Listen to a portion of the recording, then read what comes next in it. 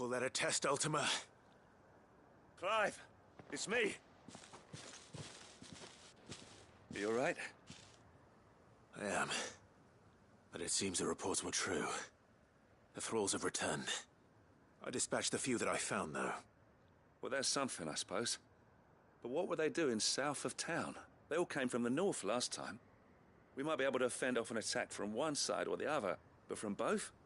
Do you have eyes in the north? Some. I should probably go and have a look, though, just to be sure. You head back to Northreach. I want you there just in case war breaks out while I'm away. What do you mean? Her ladyship's been busy working her magic on the townspeople. Stirring up ill feeling towards her father. But she'll have her marching on the barracks if we're not careful. What? This is exactly what the Dane was afraid of. I'll do what I can to calm things down. Be careful out there, all right? Don't worry, I'm not like you. One sniff of those things and I'm running back to town screaming blue murder.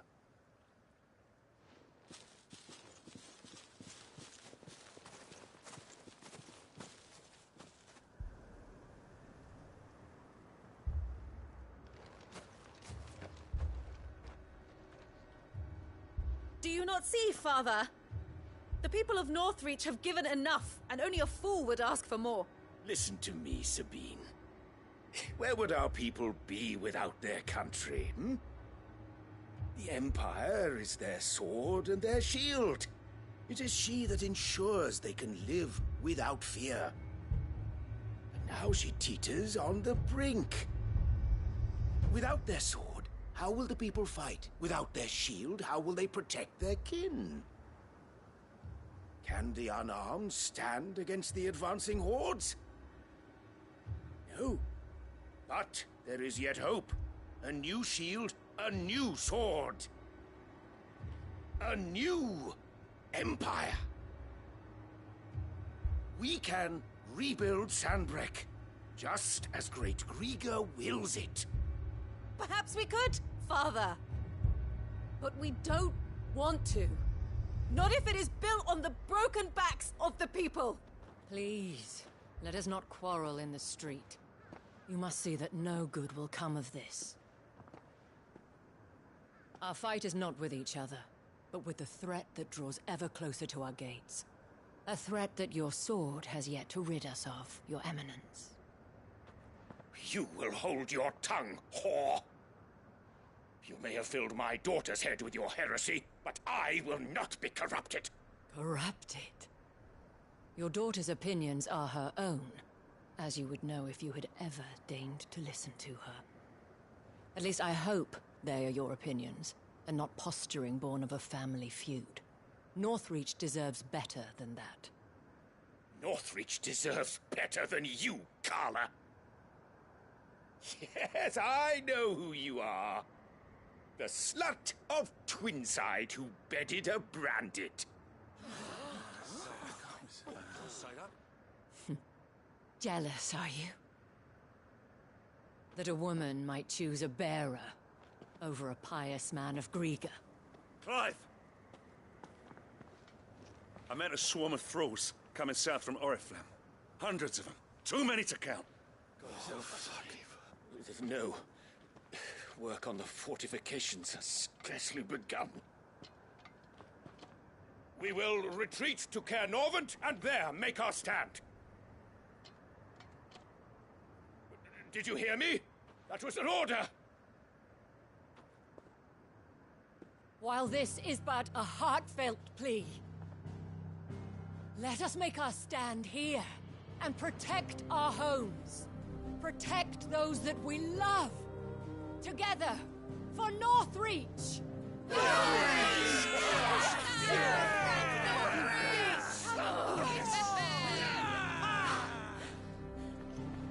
You heard the dame. What are we waiting for? Pikemen to the gates. Archers to the roofs. Quickly, come on!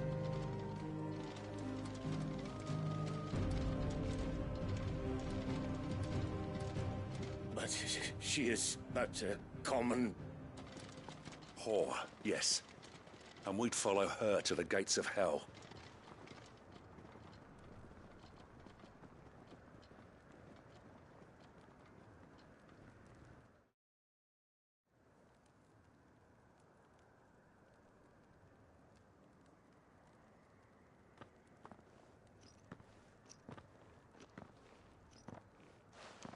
The men have their orders, and they look like following them.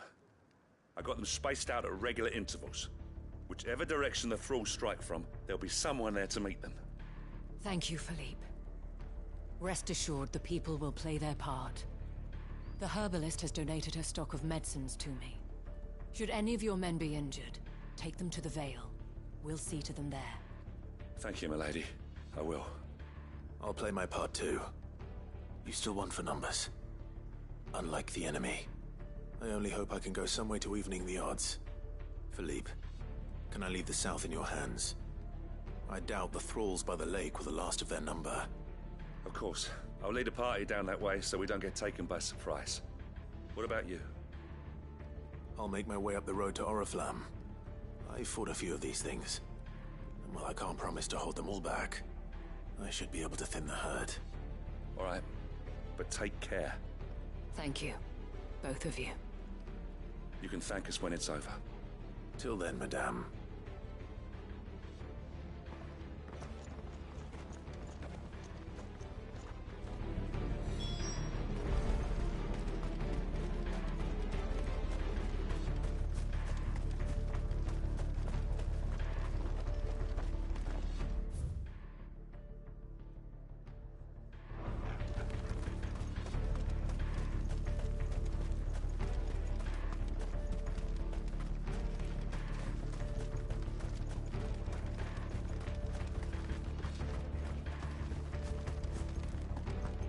If any get by, you can trust we'll be here to meet them.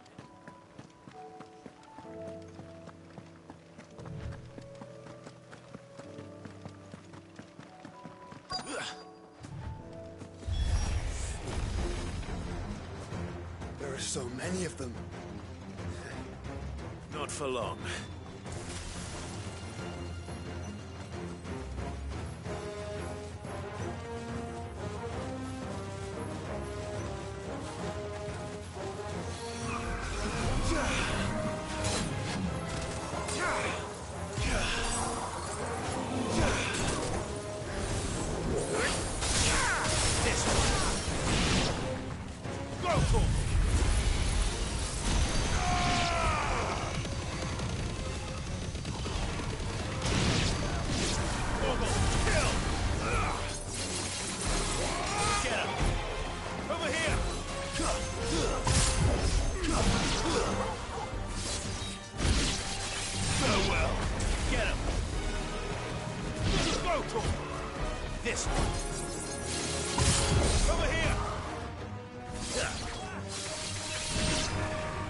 Is it over? No. It's only just begun.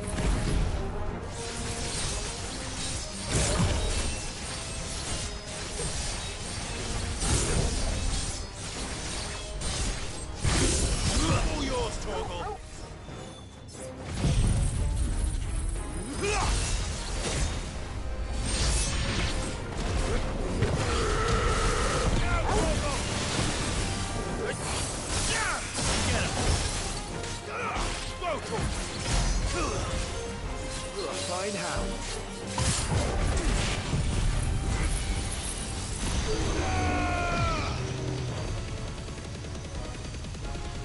Farewell.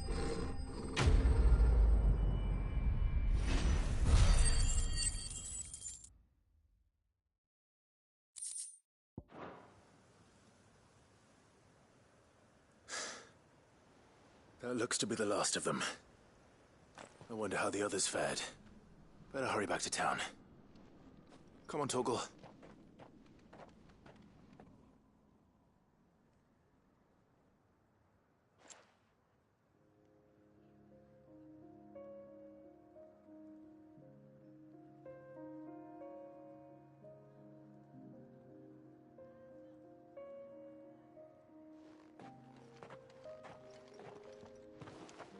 Clive, it's good to see you. And you. The road to Oriflamme is clear. How did you and your men fare?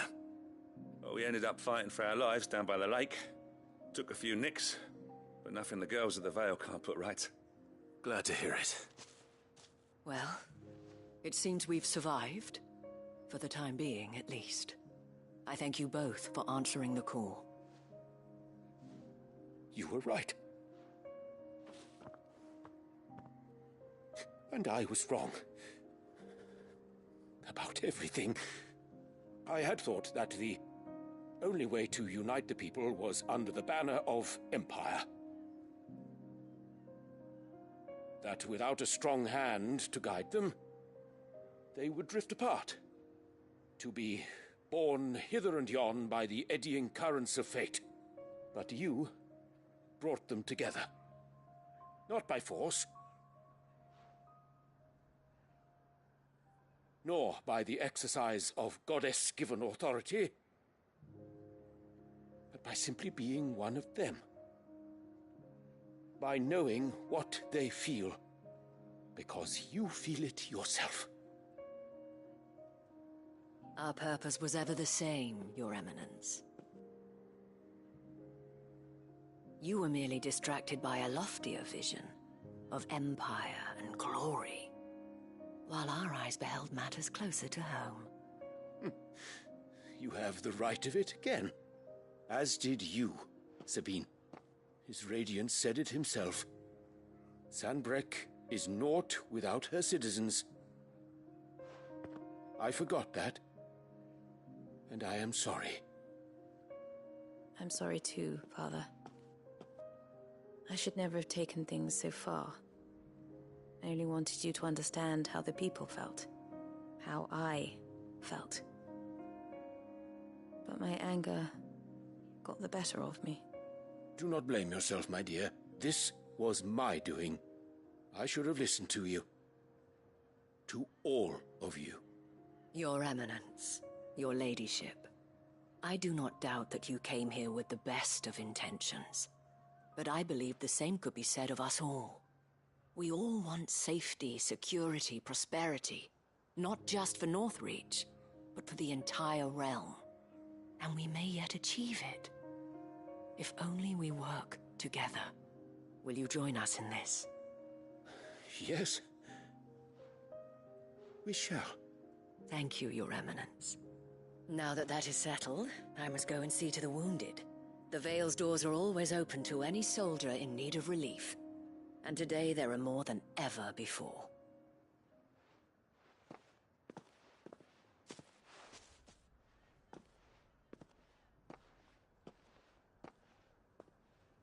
Madame Isabel is a rare soul indeed.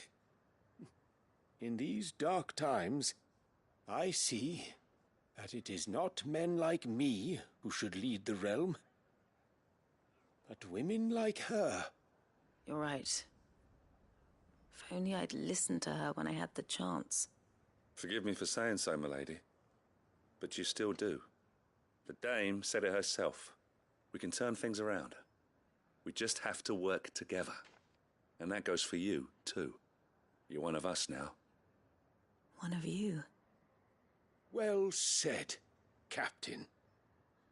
Let this be a new beginning. Not only for Sanbreque, but for us. Well, since there's nothing more to be done here, I should see if Isabel needs any help moving the wounded.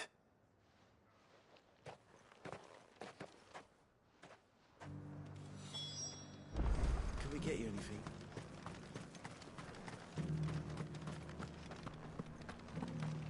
There's no need to worry any longer.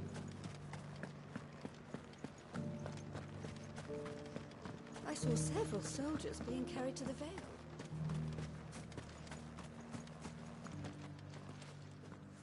How goes the treatment of the wounded?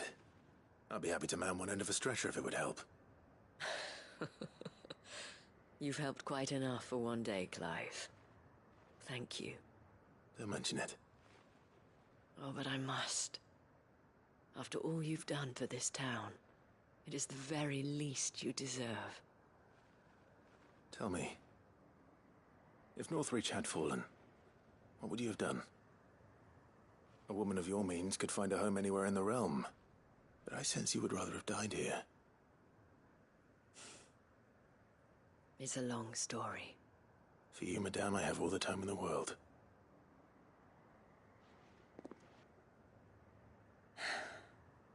Very well.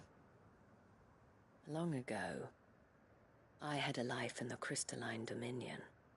I was Carla then, courtesan to the nobility. So sought after was I that it was only they who could afford my time. Alas, those halcyon days were not to last. For naive as I was, I fell in love with a bearer. He was my master's guard, the gentlest man I have ever known. After they discovered us together, he was whipped bloody and forbidden from ever looking at me again. And so we fled. Not that we had anywhere to flee to. We wandered, aimless and starving, half dreading, half praying that the next day would be our last.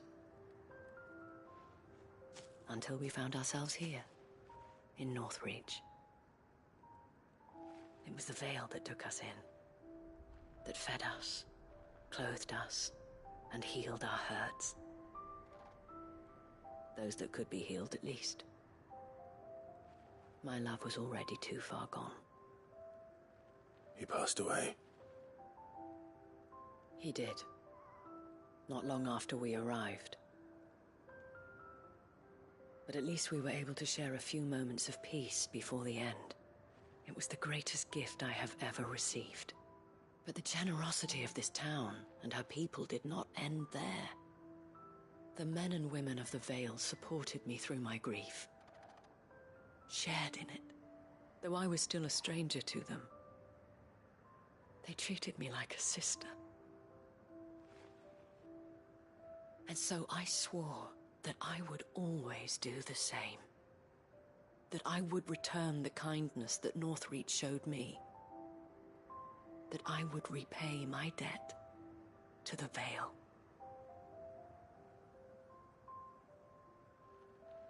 Thank you, Isabel, for sharing this with me.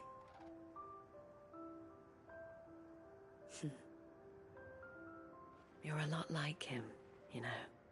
Perhaps that is why I have such a soft spot for you. Never stop fighting, Clive.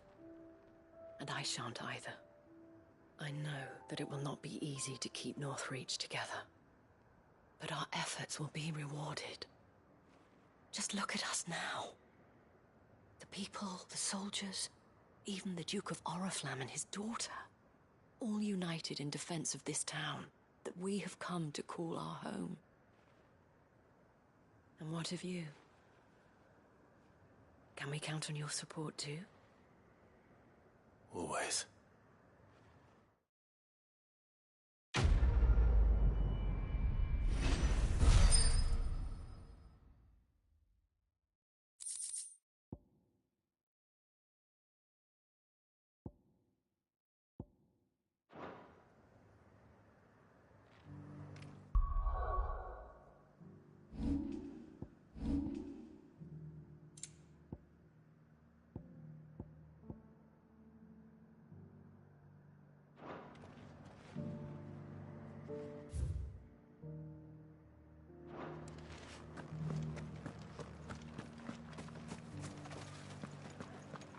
This the last one? Just a little further.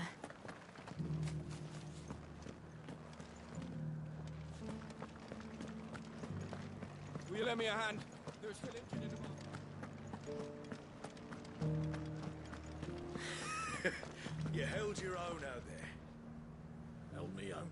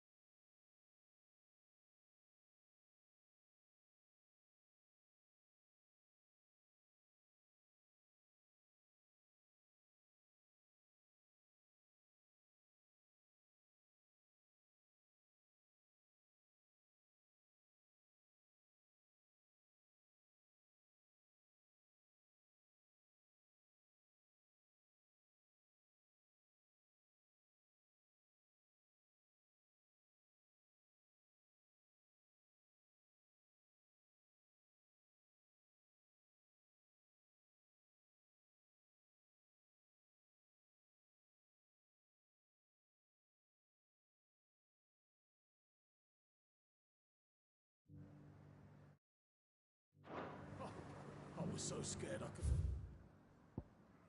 barely hold the pistol.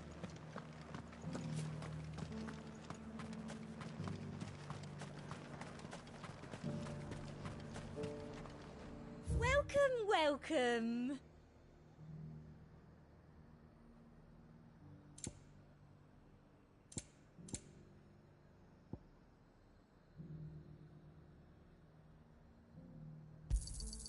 I do like a customer who knows what he wants.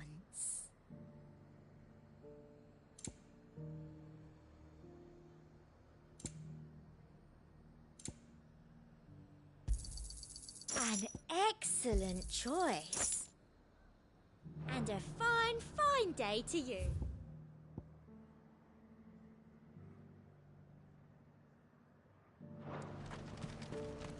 We rain fire down on their heads.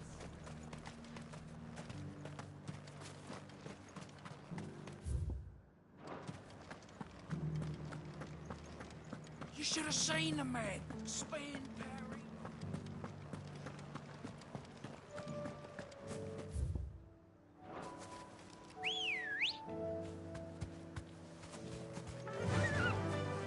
Fly, Ambrosia.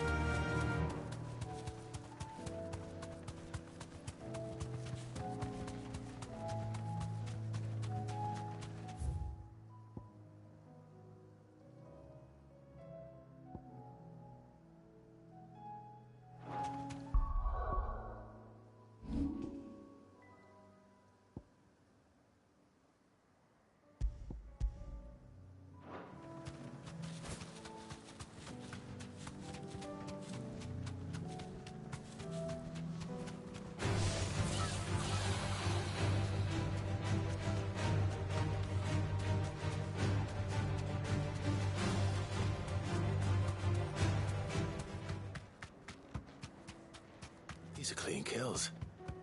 Perhaps young Ember really is ready. Or maybe not.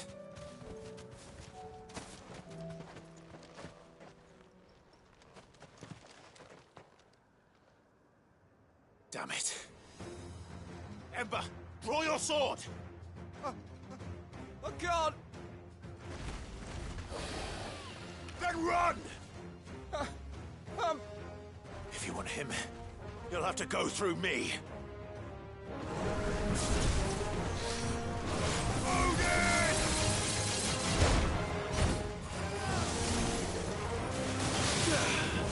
get him!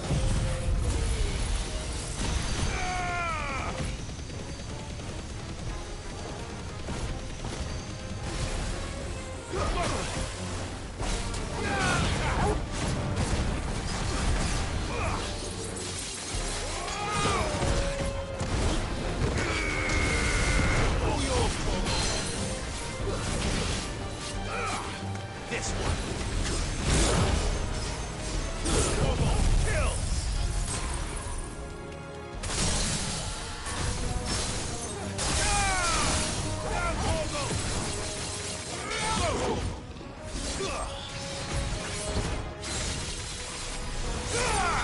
Get him!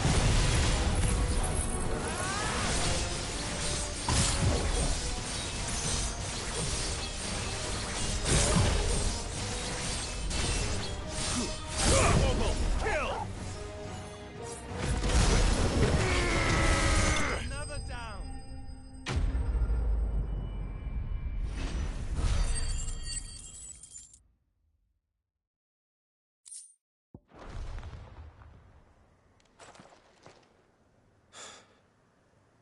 Ember, are you...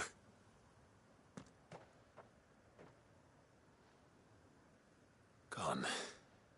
Of course. Scouts really are a rare breed. Back to Northreach it is then.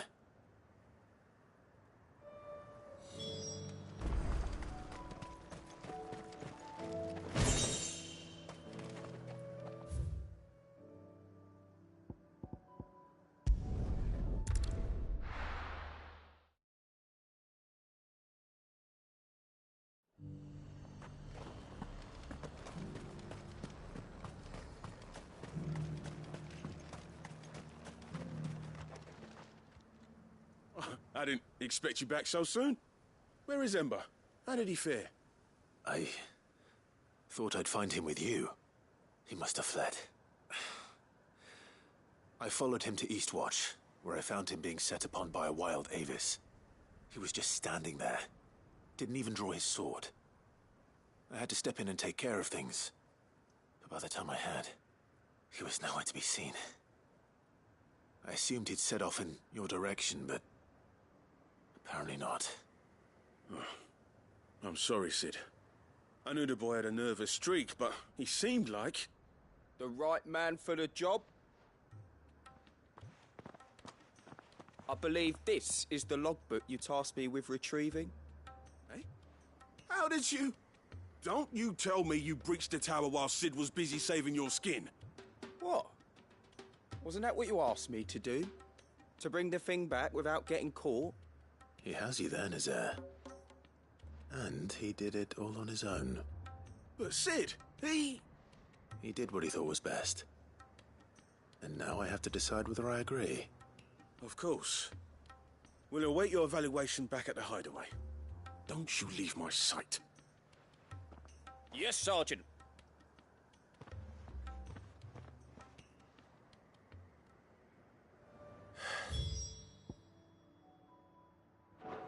This won't be an easy decision.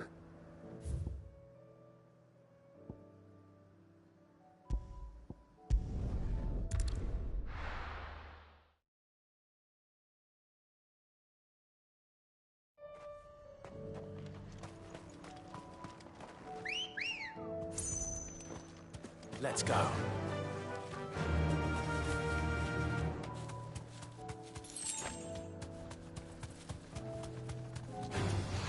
Time to fight.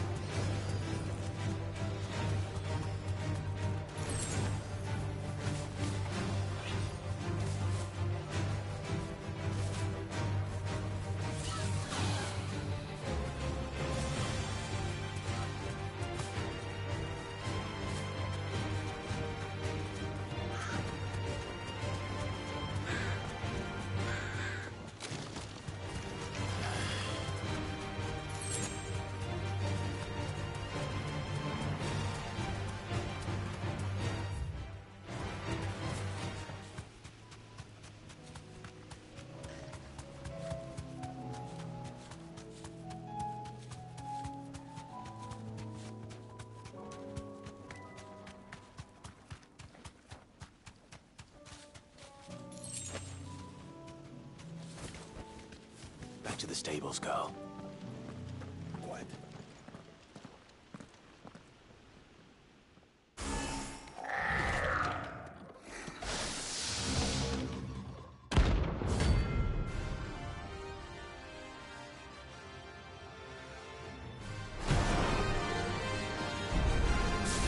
Looks like we're working something up. Only one thing for it.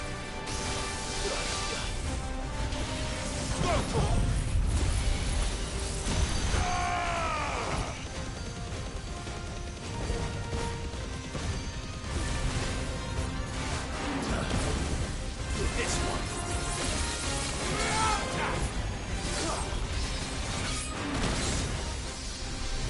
Over here.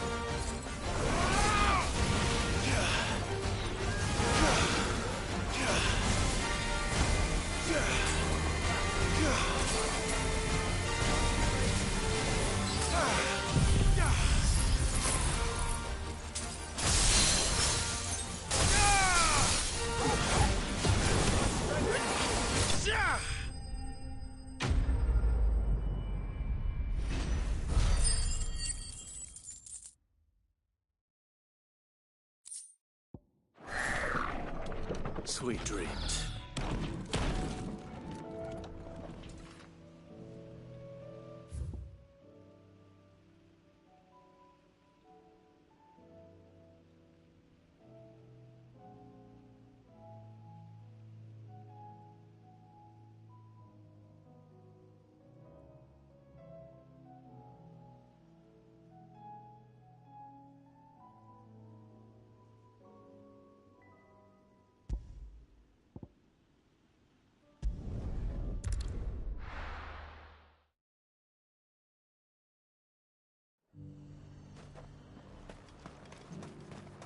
And how might I help the garrison today?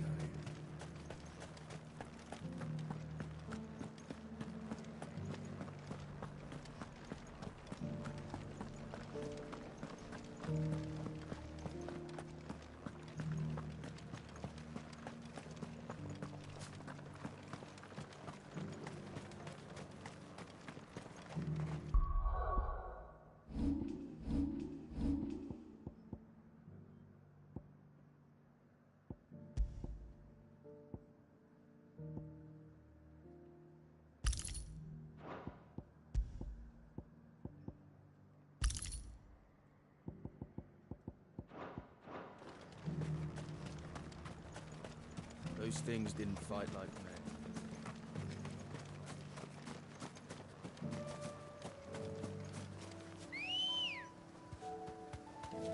Ready, go?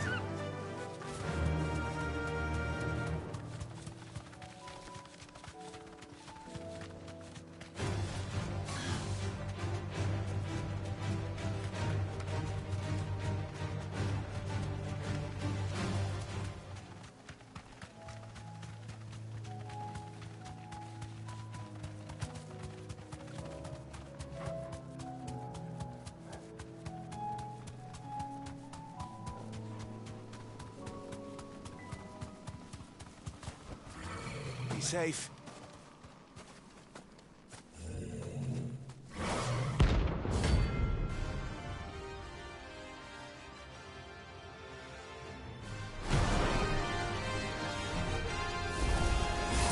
Not another one.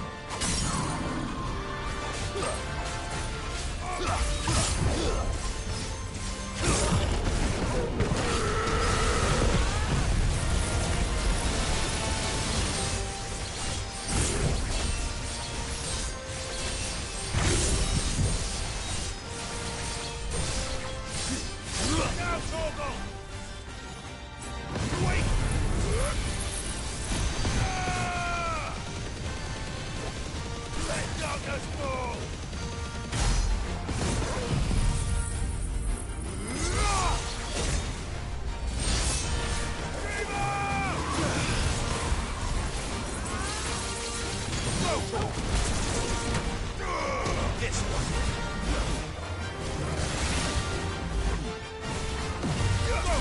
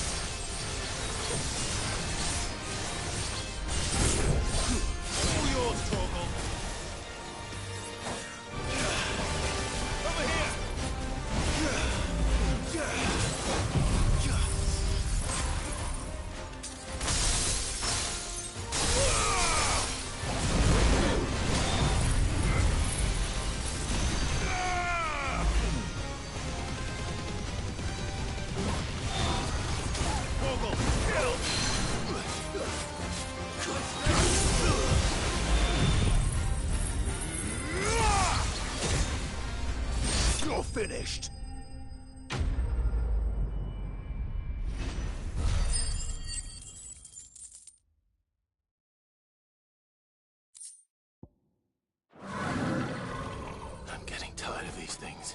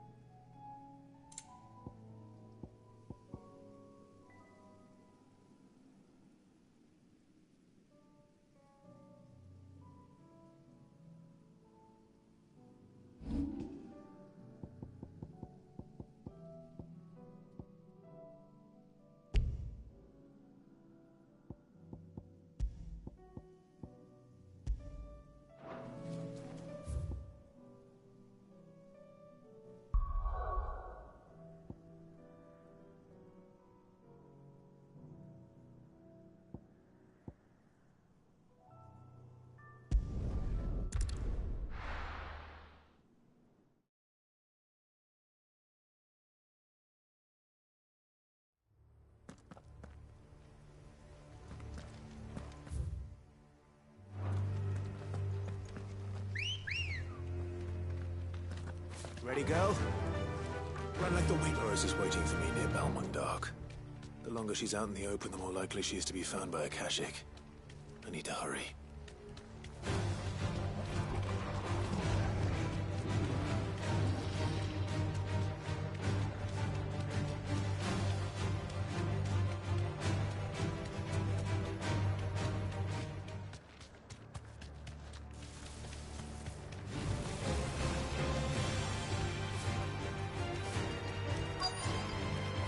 Back to the stables, go.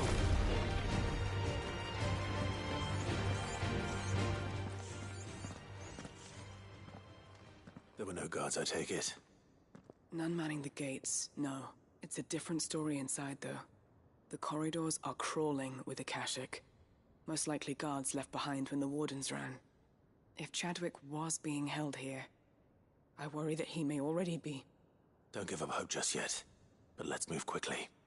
Let me check the ground floor. The ether's thickest there. Then I'll search the upper level. Good luck, Sid. Stay safe.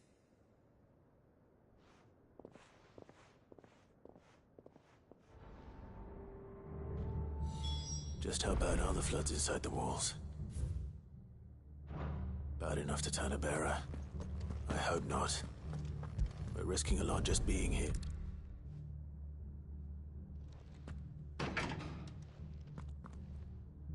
Locked up tight.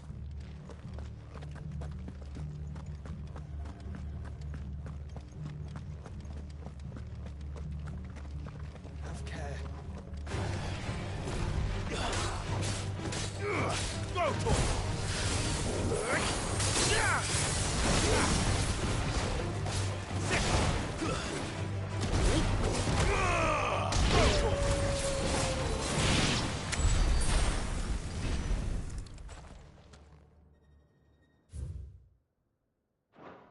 So this place was no ordinary prison. And I doubt they'll have taken the creature with them when they fled.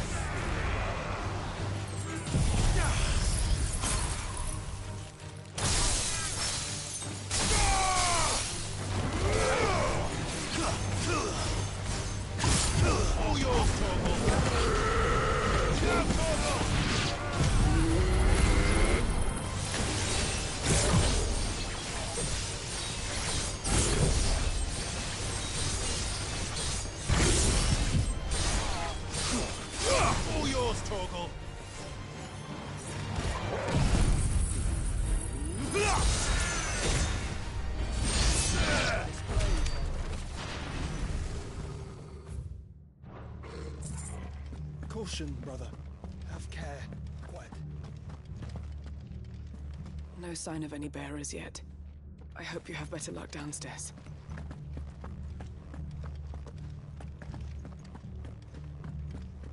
Caution, brother. Have care.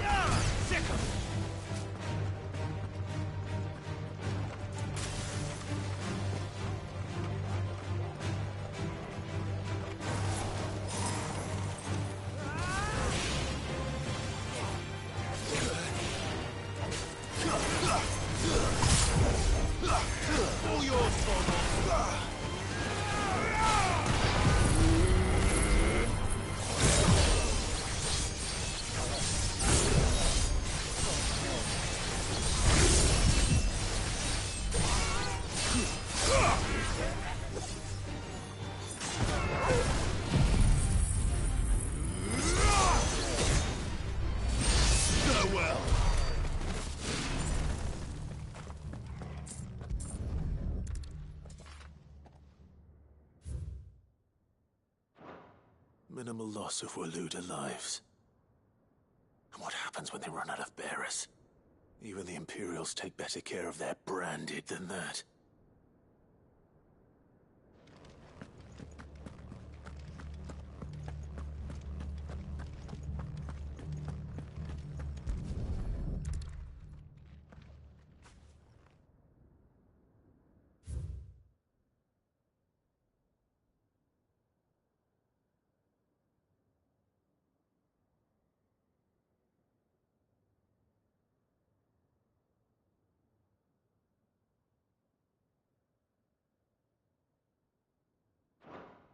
They were feeding bearers to it. This is even worse than I'd feared. Nothing but a caching down here. Hopefully things are looking better upstairs. I should go and see how Doris is getting on.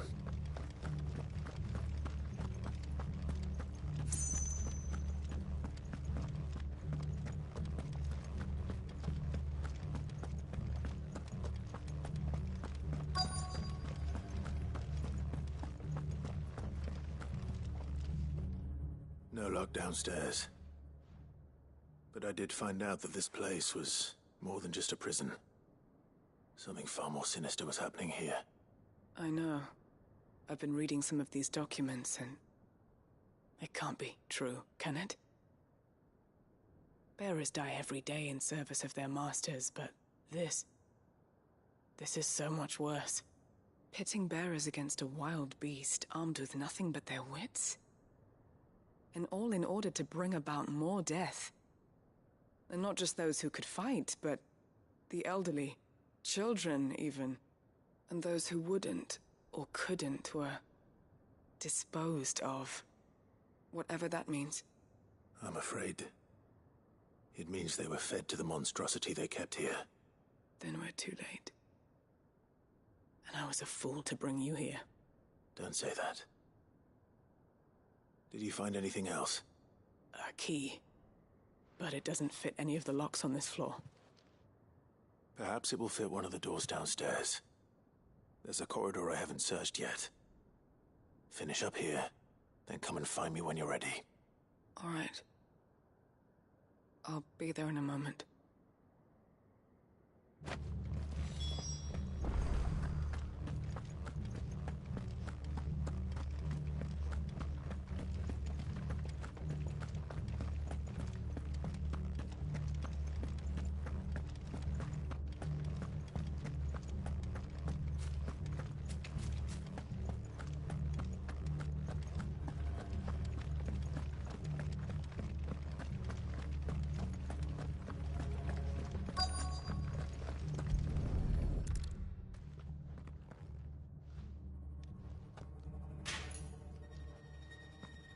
Let's see what we can find down here.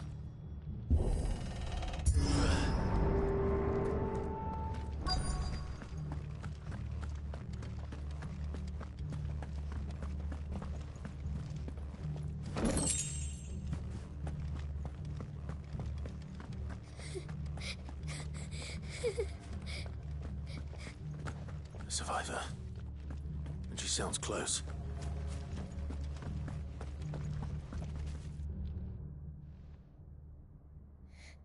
Who are you? There's no need to be afraid. Are you alone? Are there any other survivors? Some of the guards. They're still here. But something's wrong with them. Everyone else was eaten by the monster.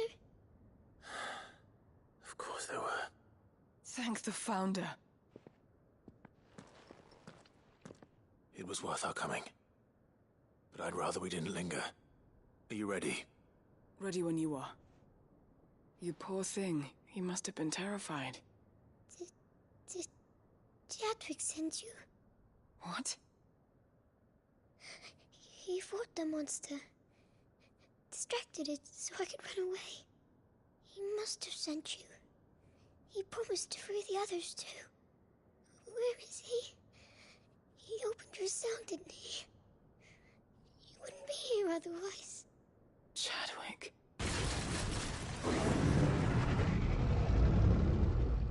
Was that? The monster's back! Chadwick, help! We have to get out of here. Doris, keep the girl safe. All right. You put that bearer-eating bastard in the ground. It's out there waiting for me. I can't let it live. Not if it's got a taste for bearers.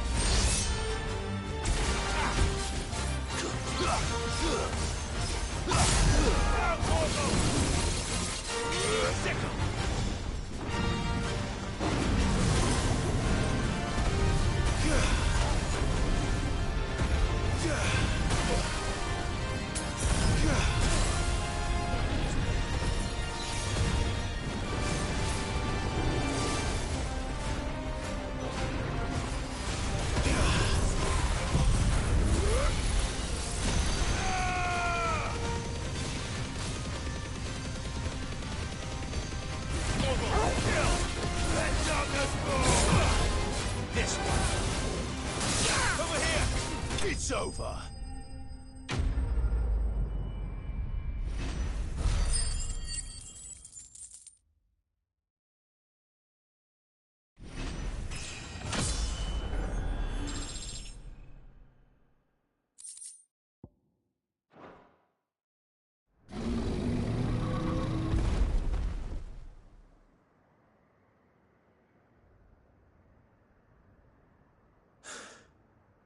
Finally.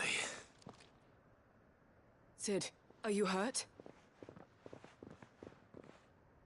I'm fine. I think.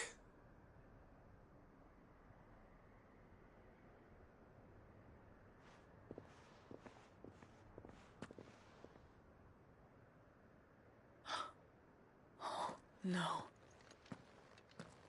What is it? A diary. I gave it to Chadwick before we went our separate ways.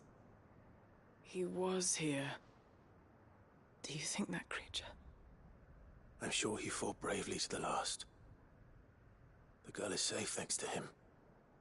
Chadwick. You fool. Come on. We have to get her back to the hideaway. We don't want his sacrifice to have been in vain. No. Of course not.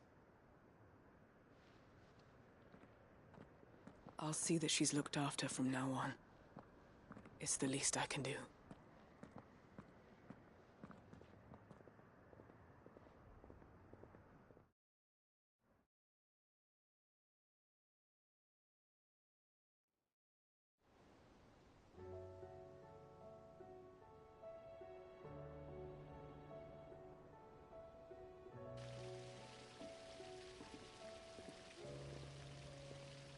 From what I hear, you've barely left the girl's side in days. I hope she's recovering from her ordeal. She is. Slowly but surely. She's far tougher than she looks. I thank the flames we found her. If we hadn't... I know. But we did. I'm sorry we weren't able to save Chadwick. There's no need to apologize. Without your help, I would never have found out what happened to him. How he fought to the bitter end to save her. To save Haida Marie. That's the man I remember. The man I thought of as a brother. I wish I could have met him. I'd like to hear more about your past. If you don't mind, that is. Of course. You already met my former master. She trained Chadwick and I to do two things. Kill and obey. We were supposed to be sold to the highest bidder when the time came. But no bid was ever high enough to convince her to part with us. For years, we were her daggers in the shadows. But we could never quite shake our doubts about the things she made us do. And then, one day, we just couldn't do them anymore. So we escaped. But staying together was out of the question. They would have found us too easily. After so many years of training, the pull to serve was always strong. It scared me to think he might have taken another master, become a dagger in someone else's hand. But even in captivity, the battles he fought were his own. And he died not as someone's tool, but as a hero. Haida Marie is proof of that. Bearers can cast off their shackles. And the Cursebreakers will show them how. I'll fight until my dying breath to see it done. For Chadwick, and for all of us. Thank you, Doris. We'll be counting on you.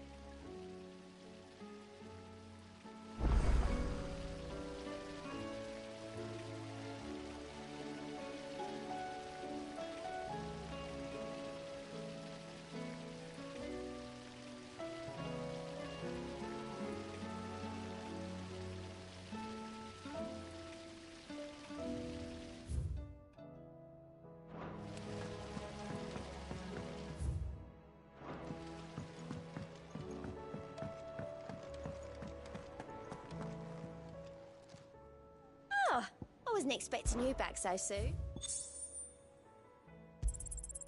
All yours. Come again. I may have more for you.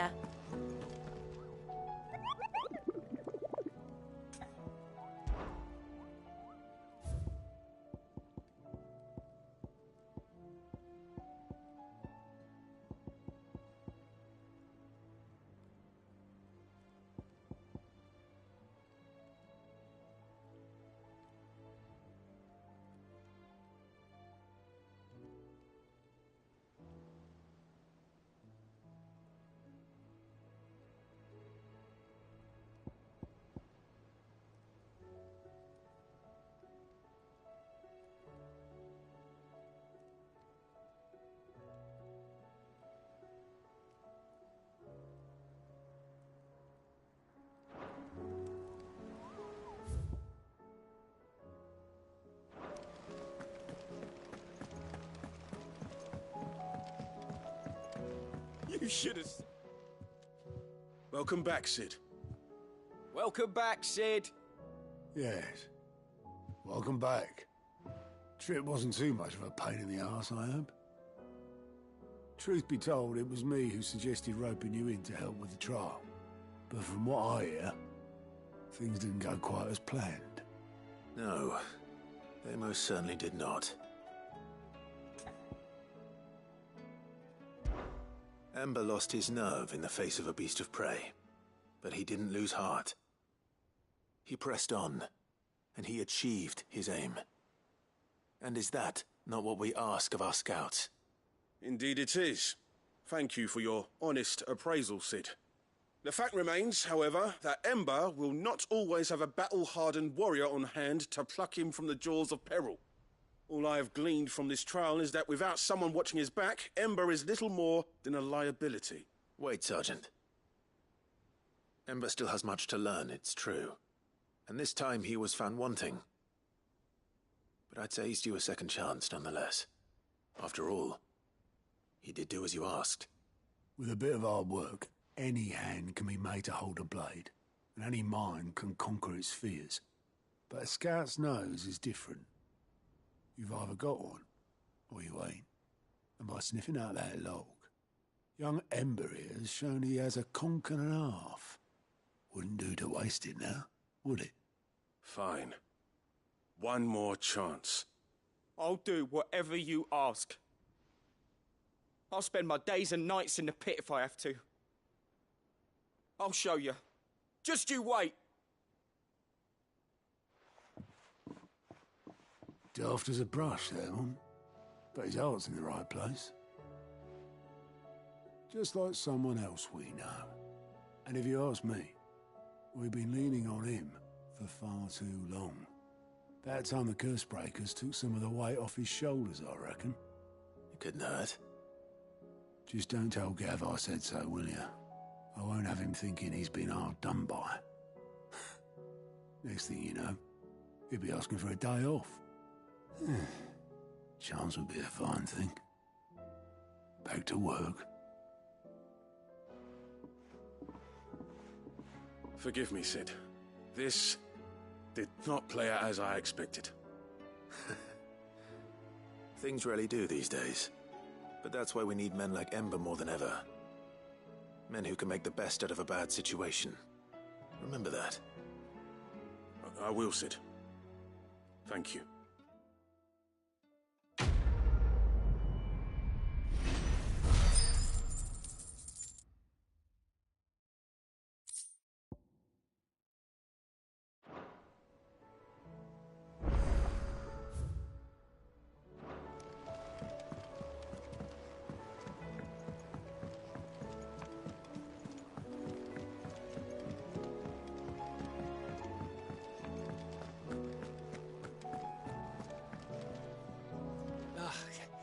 You alright?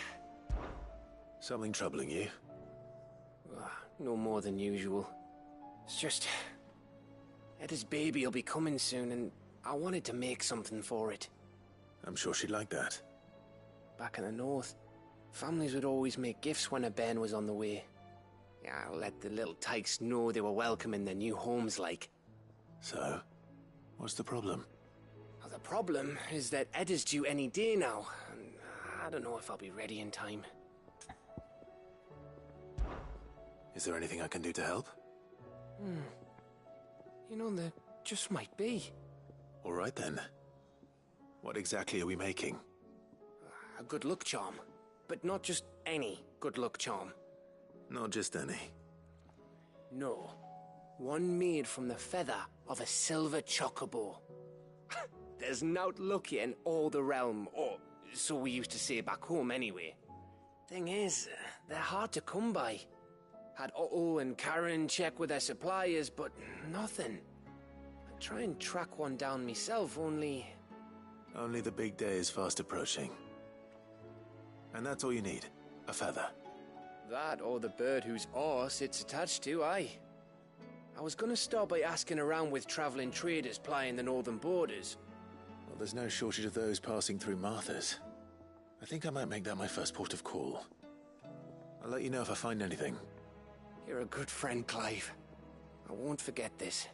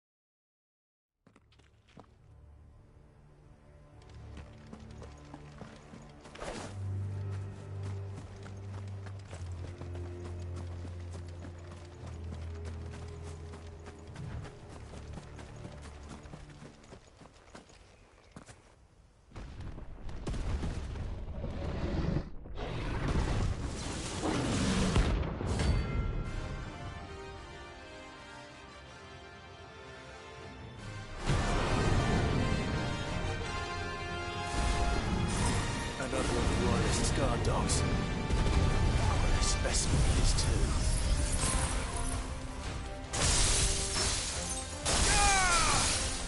This one. Nice try.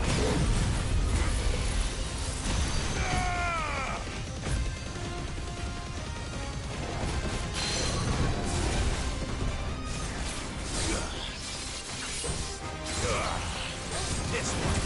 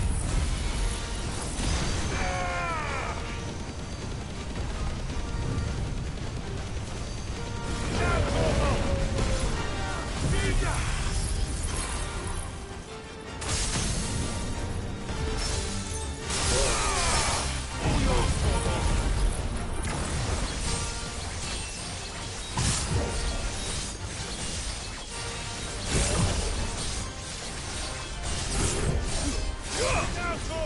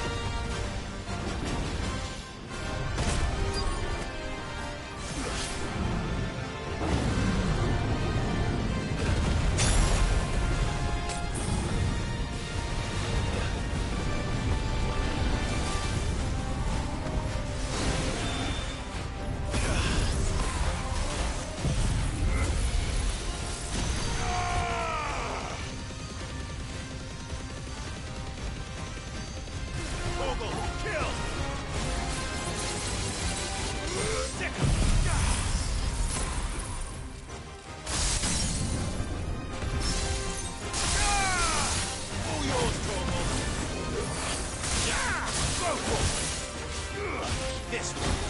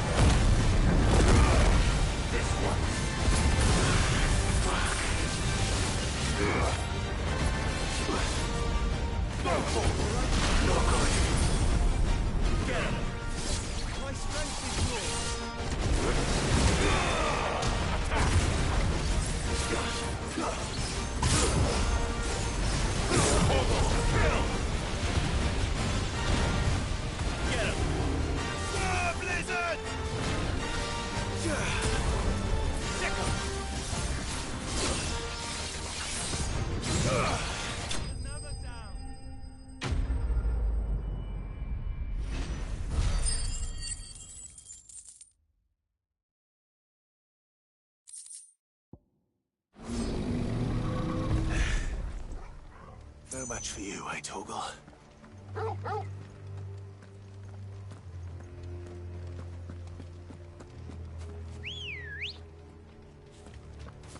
Good girl. Yeah!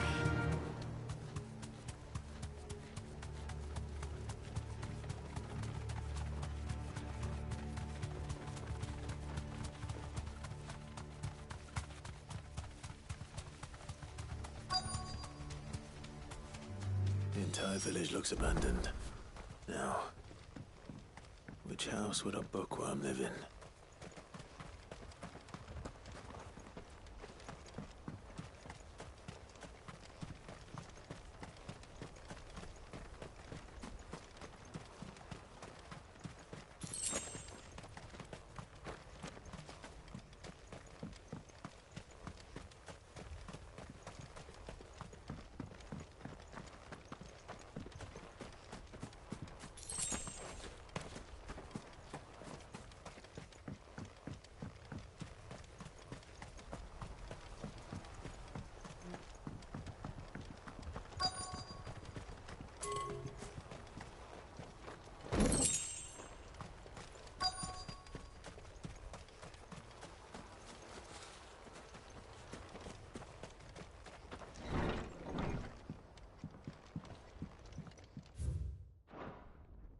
This is a Royal Army logbook. Did he take this from the local barracks?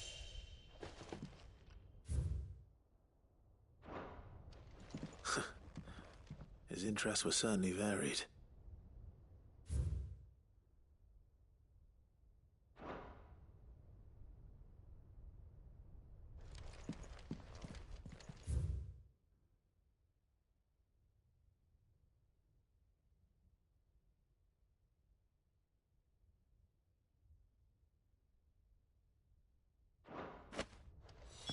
This is it.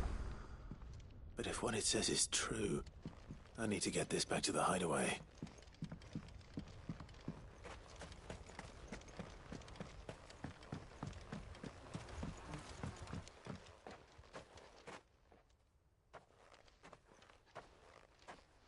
Leaving so soon, stranger? We've been watching you. From a distance, so to speak. Subtle. I know who you are. Then we need not waste time on introductions. Hand me the book. Leave it in our care and return to your life. Your care? Do you mean to burn it or bury it? That is not my decision to make. But by one means or another, its contents shall be removed from the common record. Then I'll have to politely refuse. I won't let you erase our history. Then we find ourselves at an impasse. Very well. The book can just as easily be pried from your dead hand.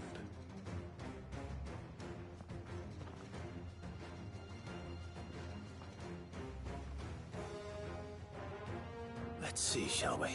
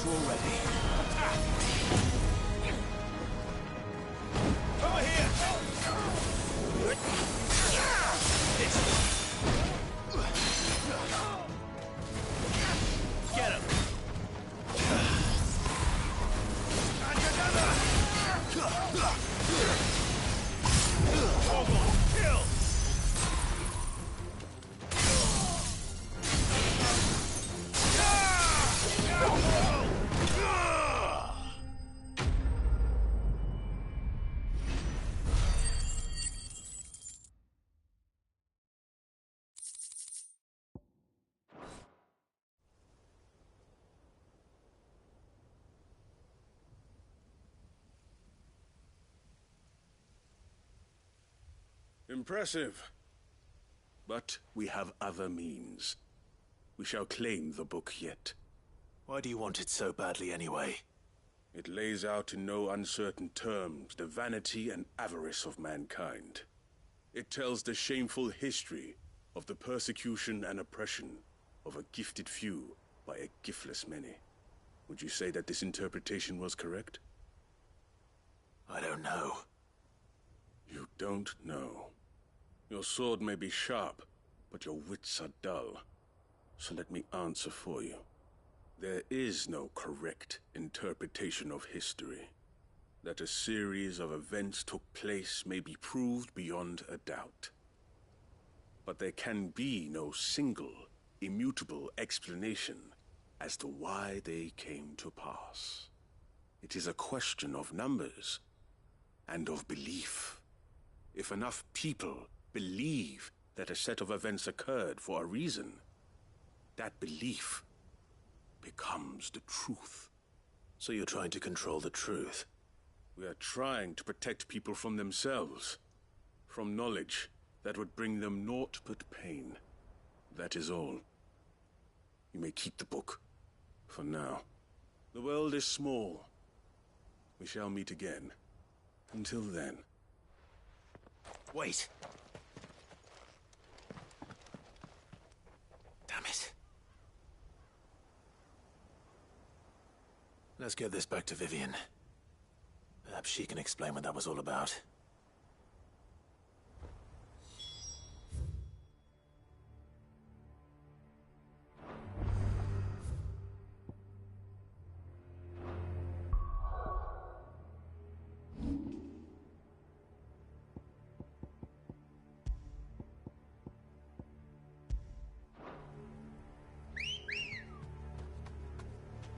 Let's go.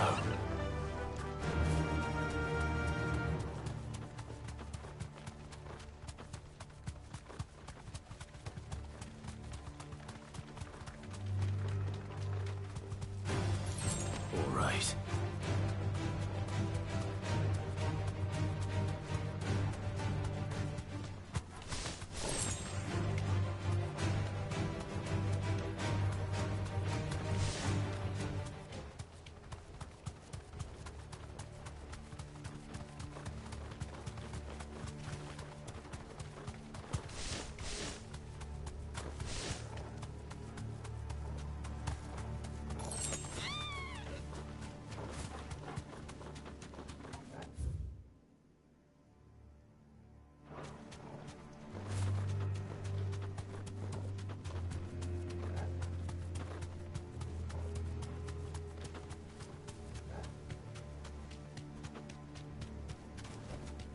No need to ride from here. This must be the orphanage. Hopefully the registry is still here.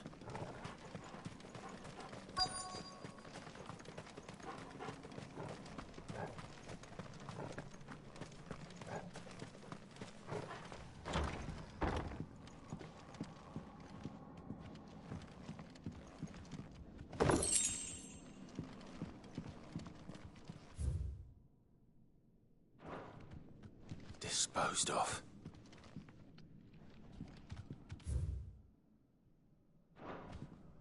Conditioning. This is nothing short of torture.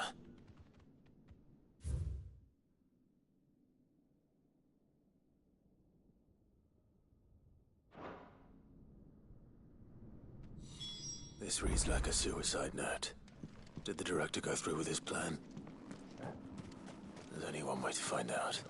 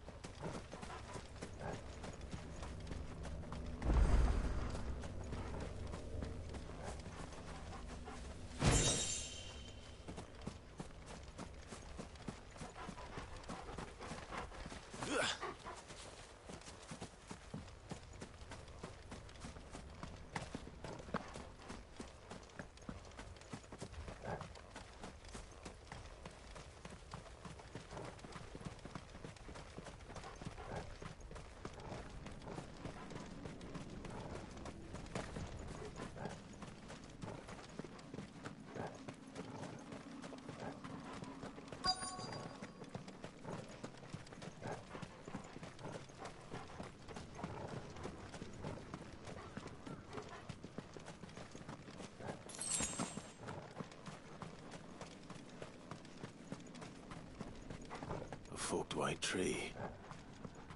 This must be the place.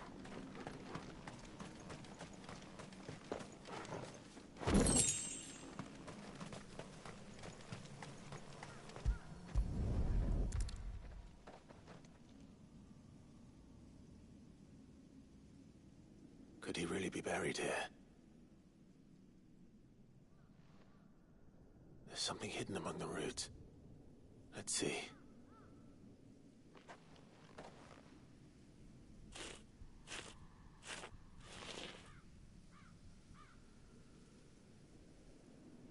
This must be the registry.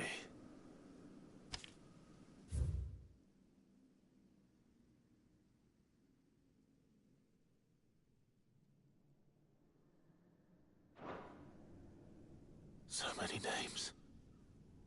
This place was a slaughterhouse. But where is the architect of all this misery?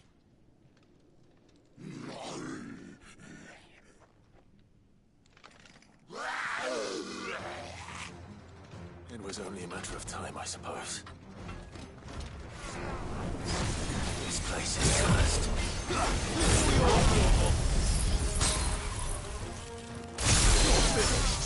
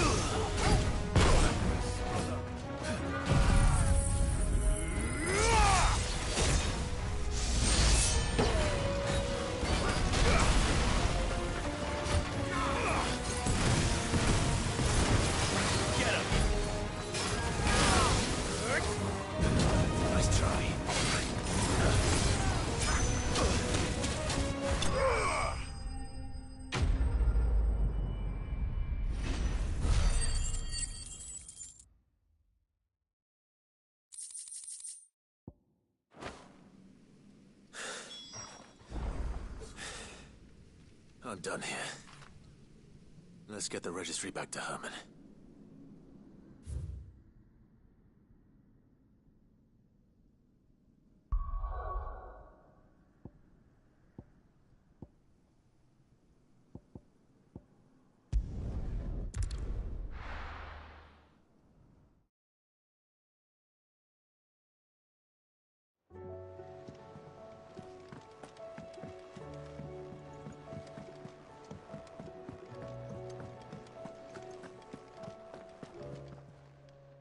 Clive.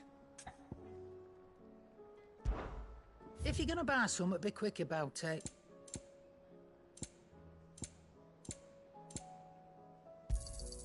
It'd better all be here. You're rubbing me blind, you know. You'll not find a better price than that.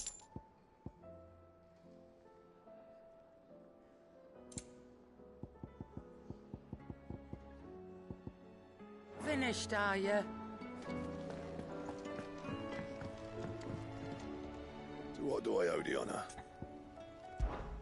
What do you want? Not bad, if I do say so myself.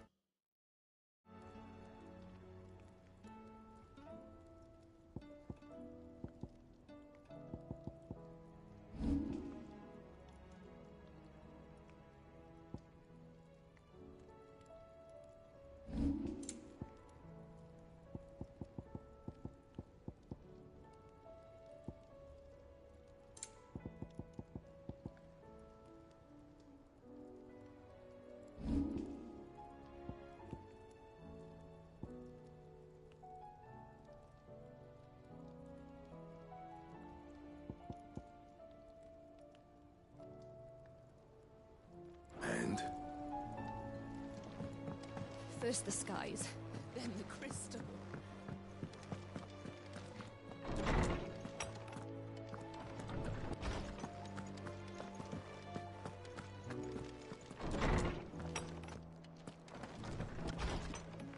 My Lord Marquis, I heard about Eastpool. That some of my fellow Guardians are to build a new home there, both for themselves and for Madame Martha's bearers. Is it true? It's true. The village is to be rebuilt. I have many fond memories of Eastpool. When I was a child, we would visit my aunt and uncle often. They would lavish attention upon me as if I were the son they never had. I went to see Aunt Hannah after my uncle passed away, but not nearly as often as I should have. Oscar, I'd like you to assist Sir Wade in the rebuilding efforts. But my lord, my training is not yet complete. I couldn't possibly. I warned you I might not be the easiest of masters, but I'm not as hard-hearted as that. Go. Be with your aunt. Rebuild her home. Is what she would have wanted. Yes, my lord. Thank you, my lord.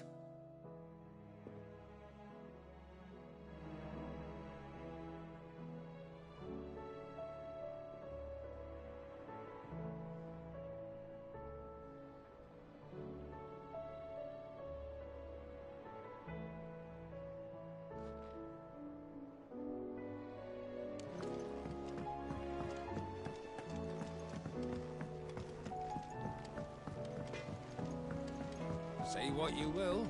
Lady Karen has seen...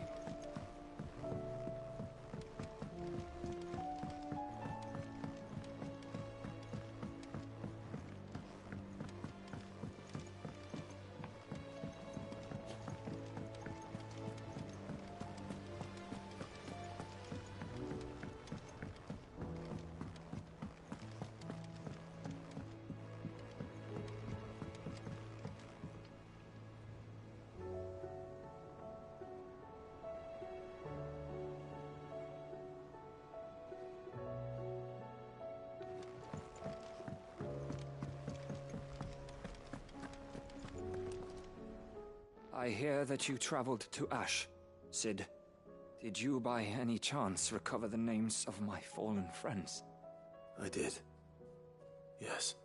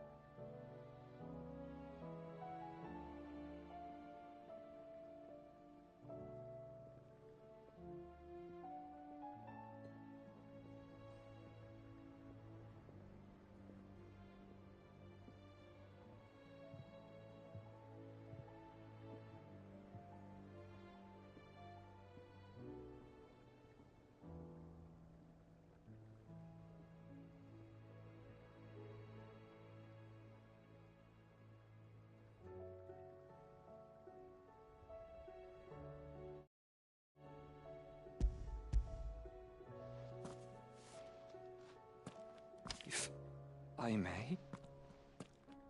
The bearer registry.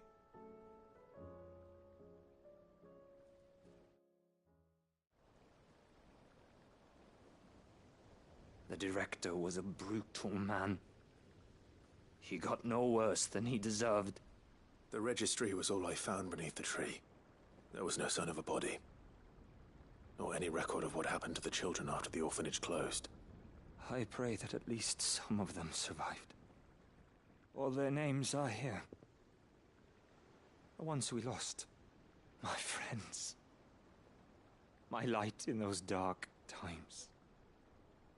I can still remember their faces, like it was yesterday. Children who were taken from their bunks in the morning, never to return. No explanation ever offered. They'd be happy to know that you survived, Herman. But why did I make it out alive, when so many others died in that awful place? It's not your fault.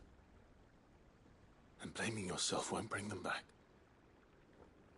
Honor their memory. See that their names live on. That way, at least. They're never truly gone. Thank you. Sid, I'm going to write a book. An account of the horrors of Badbach, and the spirit of those its custodians sought to crush. All of Valisthea will know of our suffering, and in the name of those I lost, I will not let it happen again. Neither will I. These records would have been buried for all eternity, were it not for you. Thank you.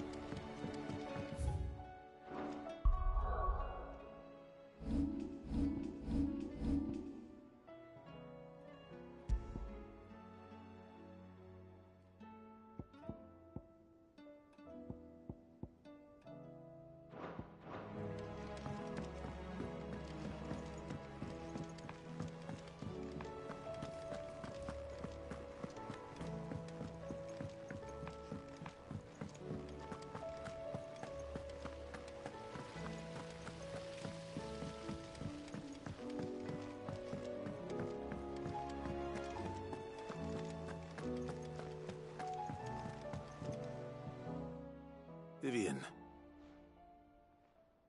I found it. The book you lost.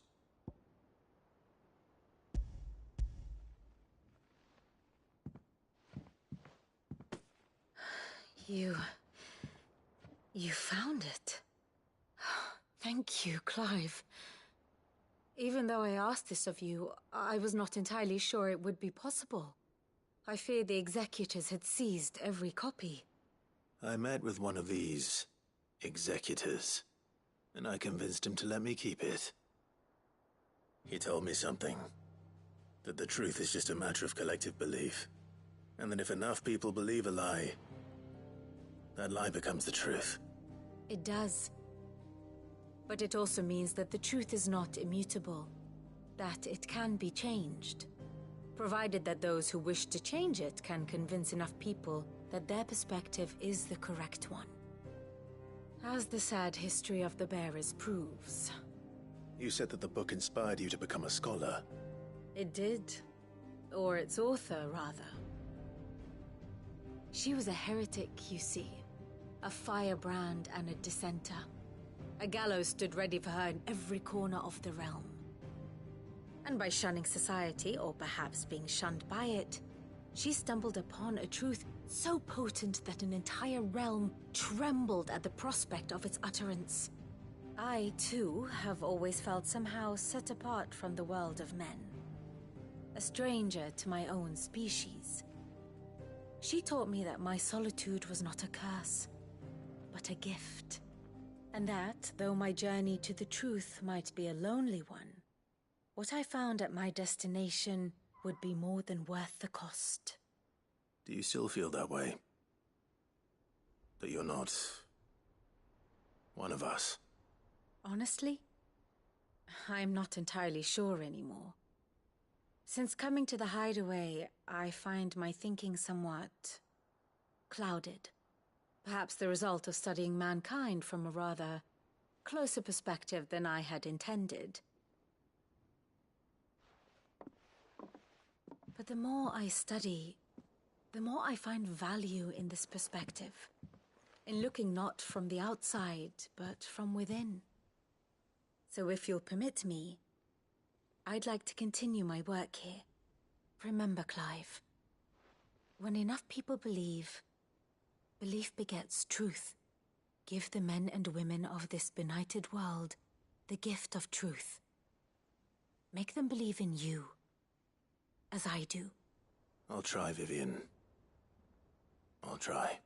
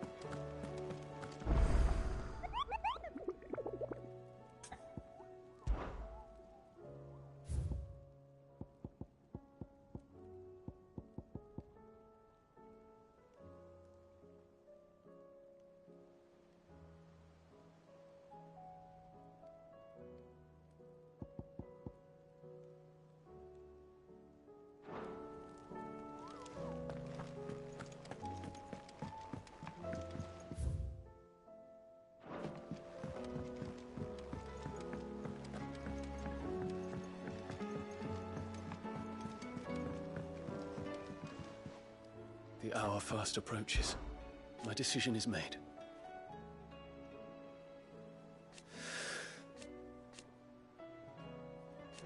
You said it yourself.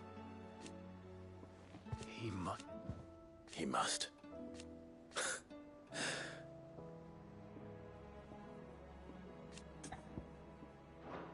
Make ready.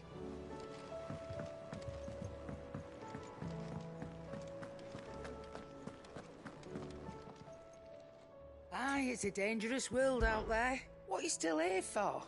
That poor hound of yours is suffering. Go on, then. Do us proud.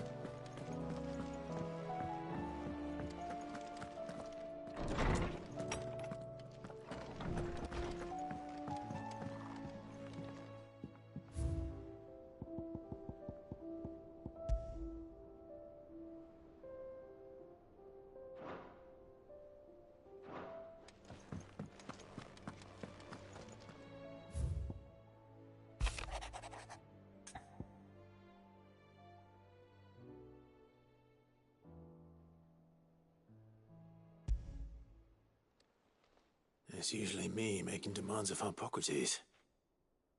I wonder what this is about.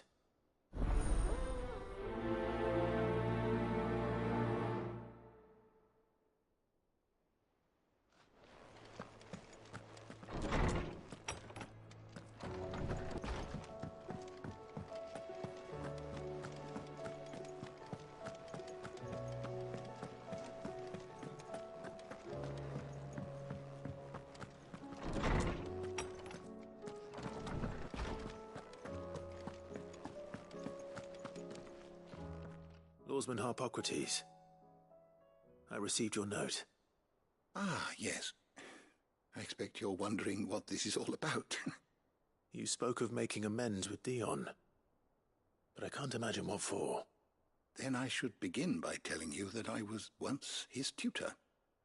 This was some years ago, of course, before I joined Cid in his hideaway. At that time, I was counted among the foremost scholars of Oriflamme, and was accordingly invited to the palace to supervise the young prince's education, all to ensure that the future emperor had a firm grounding in, well, everything an emperor should. History, religion, commerce, government. Alas, our time together was cut short when Dion left to join the dragoons, his studies no longer being deemed necessary. I had not expected to meet with him again, least of all here. Have you spoken with him? No, I have yet to find the right moment. His Highness always seems so preoccupied, especially when alone. I would not wish to disturb his ruminations with idle words of greeting, not when I know he dwells upon the evil Ultima had him commit in the Dominion. The guilt weighs heavily on him, I know. But as you say, that was Ultima's doing. Surely you can't blame yourself. When I first met him, it was not guilt, but his people's expectations that weighed heavily upon him, and I did nothing to ease that burden. He bore it alone, until the day he could not bear it any longer. It is one of my greatest regrets that I only ever offered him my wisdom, when what he truly needed was friendship. The blame for Dion's transgressions lies not only on his shoulders, but on mine. I see. I'm ready to help you in any way that I can. Then I beg that you bring me a wild wyvern tail. Apothecaries across the ages agree that even to glimpse such a flower is to be granted inner solace. Fabulists and fraudsters all, of course. But there is oft a seed of truth to be found where even the most outlandish opinions align. Well, it can't hurt to try. Where can I find this flower? And how will I know it? You have seen cultivated wyvern tails before, I trust. The lily-white blossoms from whose roots the poisonous ink for the brand is distilled. Well, those which grow in the wild differ only in their purple hue. The harsher the environment in which they are raised, the deeper the colour. There is a waterfall in Rickmal's roost across the strait, where the flowers once grew in abundance. Whether they still survive there, I know not. But try as I might, I can find no likelier location. It's all right. I'll find you a wyvern tail one way or another. Thank you, Clive. And please, be safe.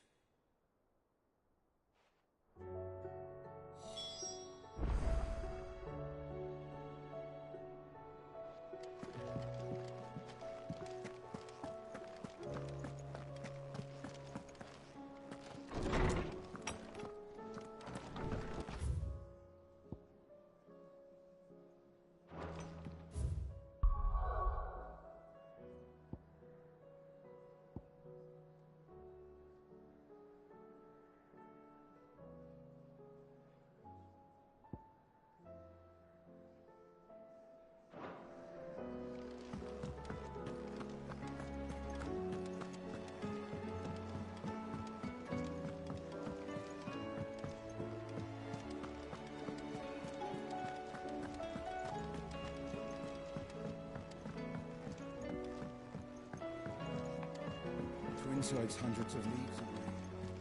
But I mean, the crystal is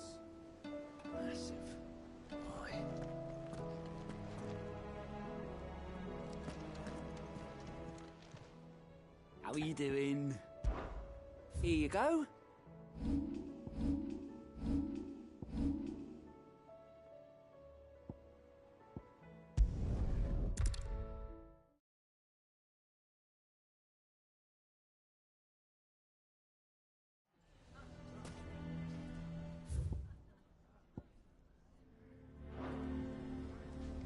Why the hell would Victor take the bearers?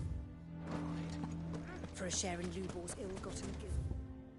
Perhaps.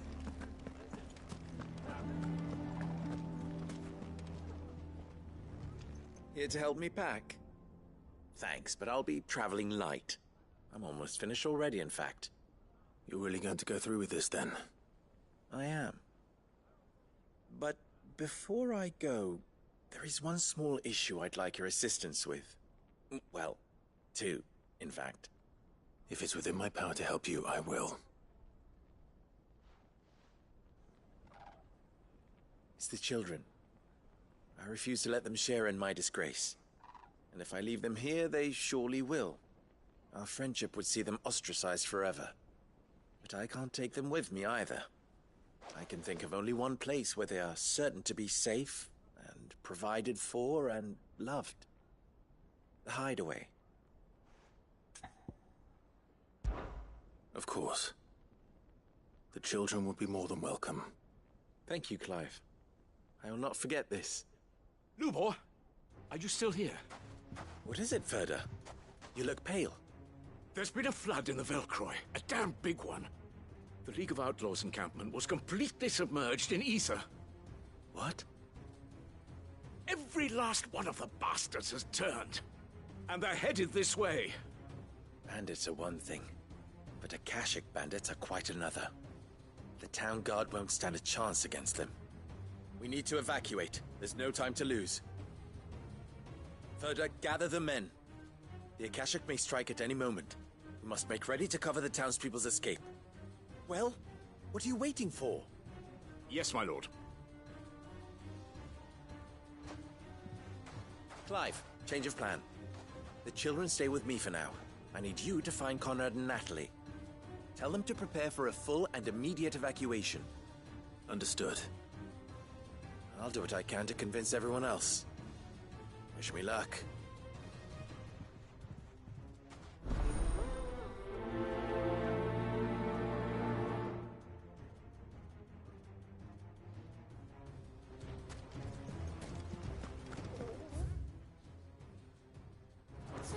You have to listen to me. They're coming. You need to evacuate. How long do we have until these Why do they always have to make such a... Huh? What's the commotion?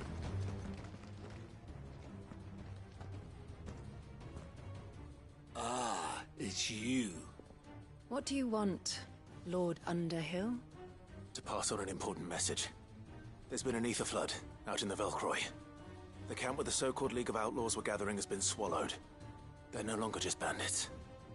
They're Akashic now, and they could be here at any moment. You need to begin preparing for a full-scale evacuation right away.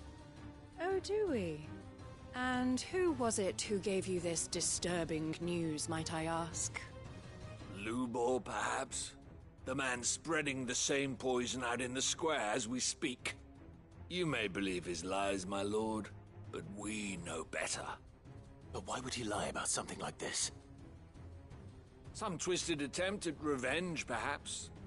If he had not been unmasked, he may well have been elected our leader. A great honor for one of his kind. One he might well feel aggrieved at having been denied. Lord Underhill, forgive me, but it has become all too evident where your sympathies lie. Lubor cannot be trusted, and neither, therefore, can you. You may not trust me, but for the sake of your people, ask yourselves if there is any chance that this is true. There isn't. You can be certain of that. Now be off with you. You're making a mistake. Come, Clive. If our words will not move them, then we must find another way to help save the town. You're right. Let's speak to Lord Furder. You have to listen to me. They're coming. I think we'd better shut up. What's Lubor raving about now?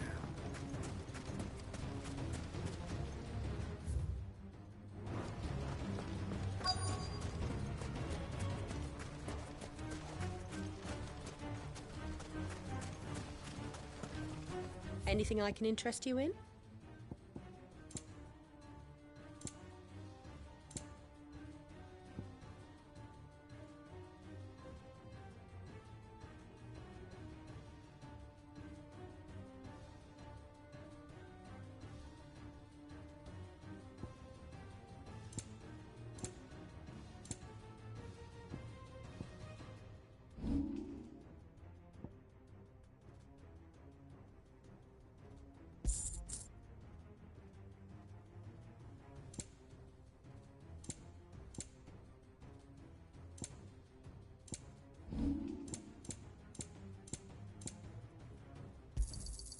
Here you are. Go with Gilbert.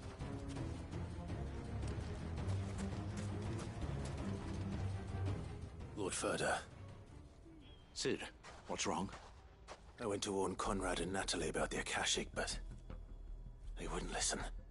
They've convinced themselves that nothing Lubor says can be trusted. The bloody fools. Which means the town guard can't be counted on for support. But I can.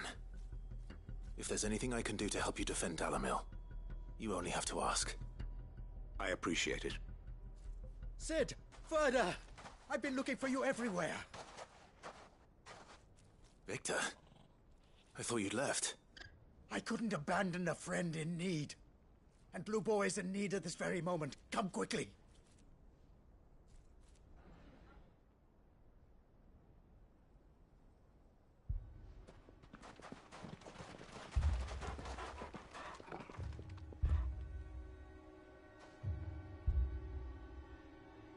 You have to believe me. The Akashic are coming.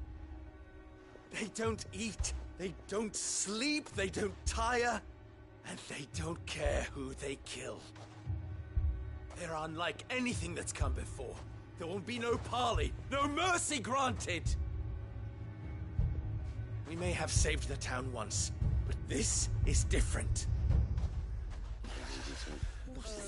I do not ask that you forgive me, but please believe me. If you do not run, you will die. You will all fucking die!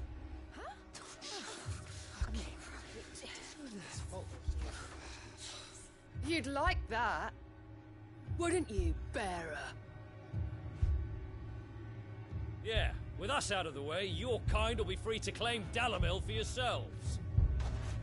You should run! Run, bearer! Yeah, run! Run! Far away! Run! Just go! Yeah. Yeah. Yes! Go! Come on, then. Go on! Go! Just go. Lubor. Wait. Someone's coming. Come on! Stop! You're hurting him!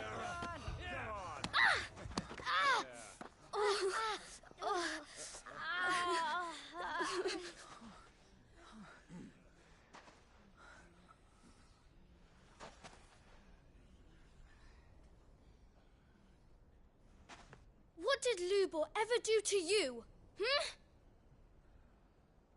He solves all your stupid problems, and he keeps all of you safe. You know there's nothing he wouldn't do for this town. Who was it who made that cleaver you use every day, Conrad? And what about your counting table, Natalie? Who fixed that? Whose men make sure the streets are clean so all your boots don't get dirty? Who spends all day, every day making sure things run smoothly round here? And none of you ever say thank you. Ever. But did Lubor ever complain? Well? Does he ever stop smiling? He keeps this whole place going! And you act like he doesn't even exist!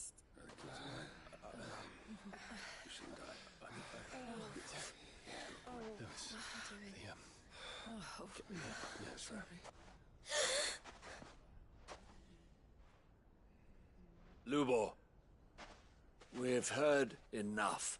Wait! We will not run. The town guard will not abandon the very place it is sworn to protect. And I will not give up for lost the stores that we labored so hard to fill.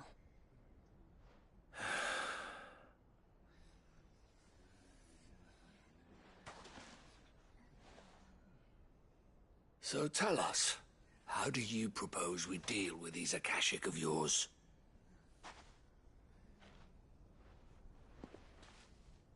We won't run, but we will fight. All right, then.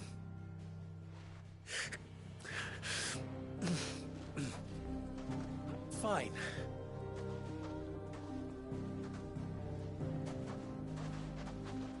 Gather round if you don't want to die.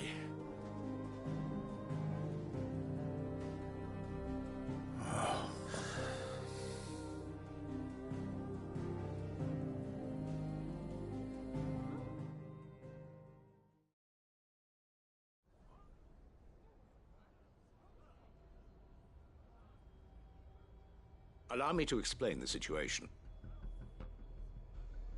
The ether flood occurred near the village of Cheratina, deep in the Velcroy.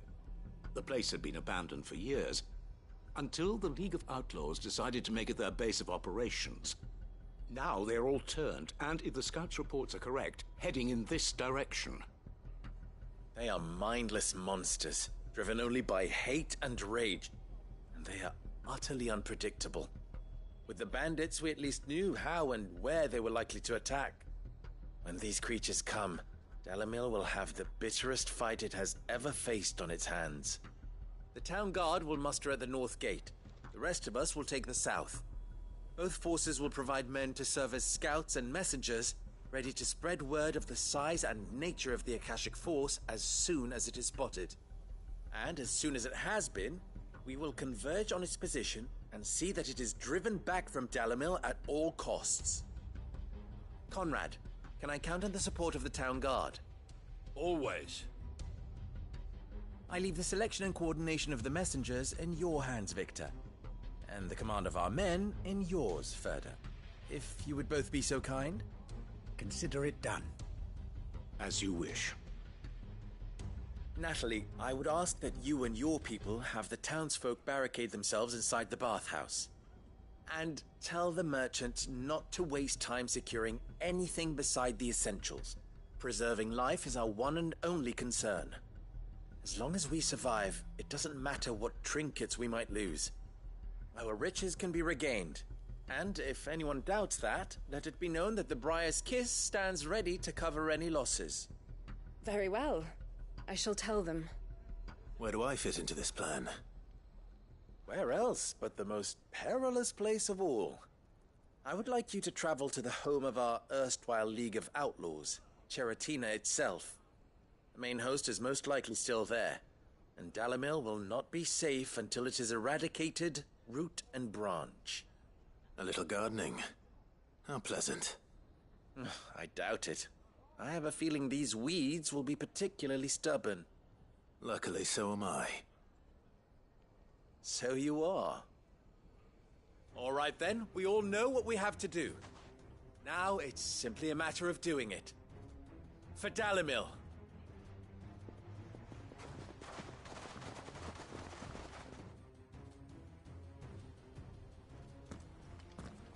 Looks like everyone's ready. I'd better not keep them waiting.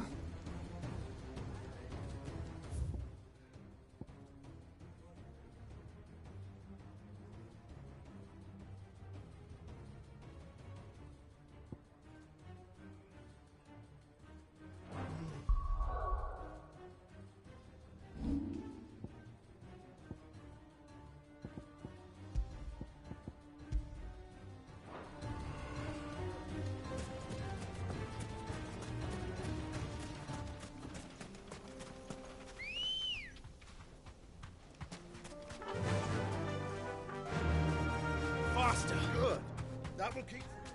Any man sighting an Akashic is to raise the alarm.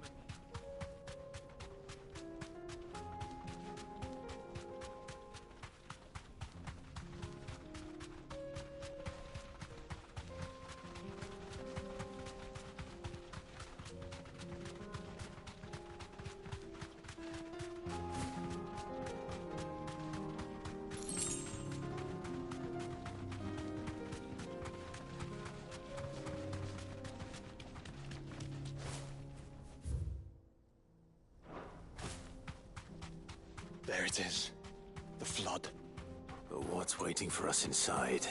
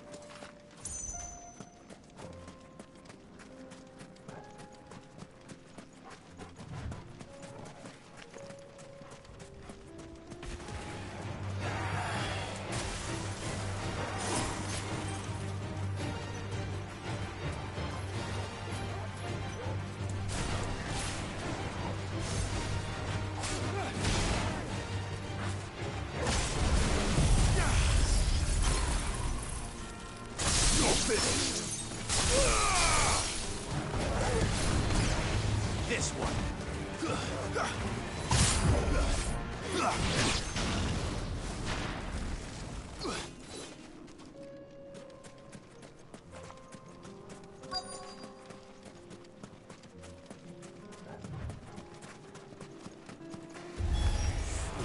Can't leave a single one alive. Go, Torch!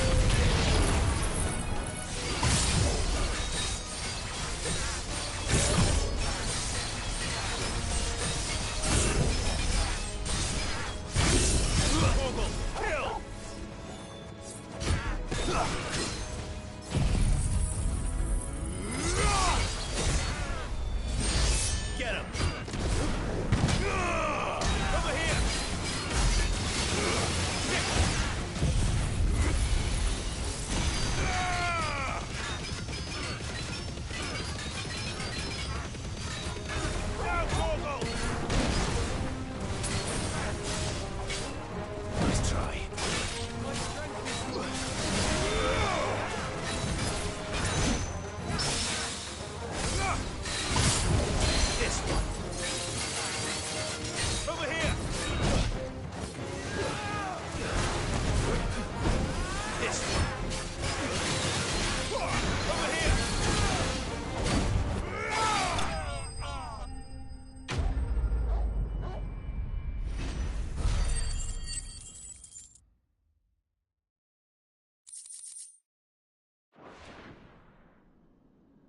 The League is disbanded.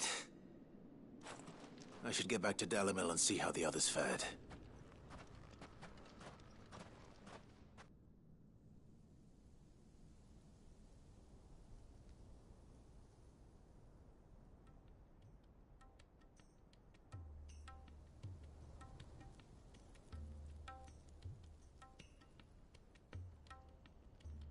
All the Akashic we were able to find have been dealt with.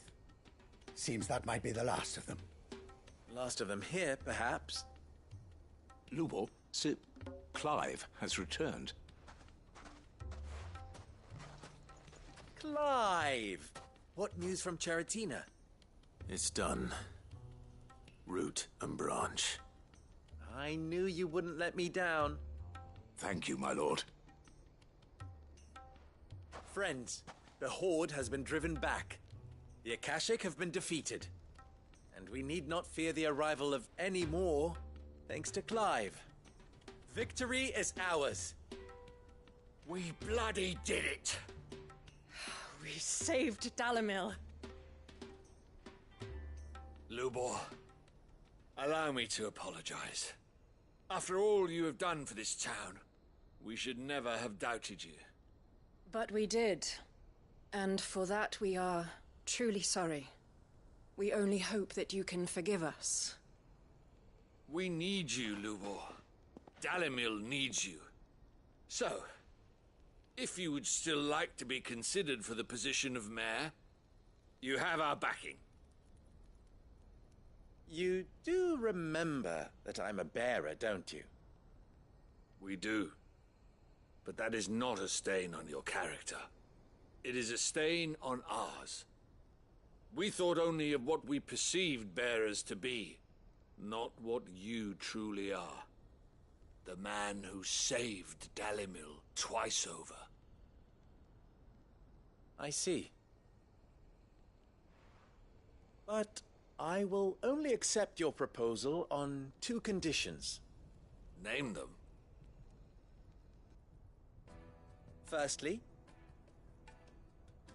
that you will both do everything in your power to rally your people to my cause.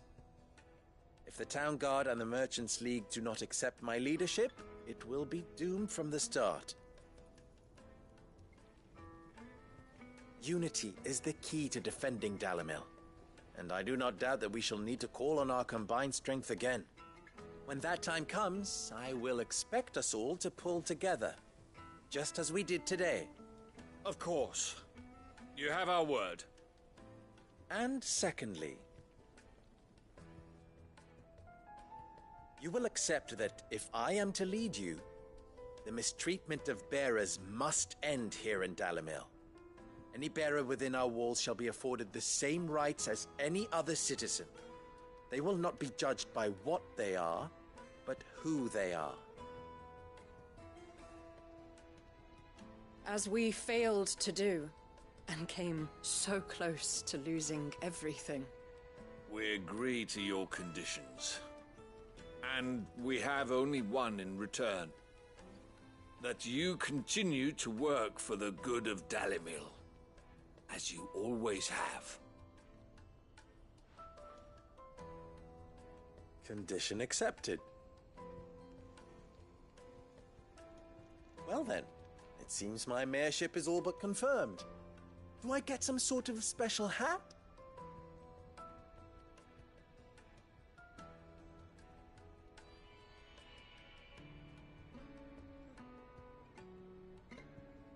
How fickle fate can be.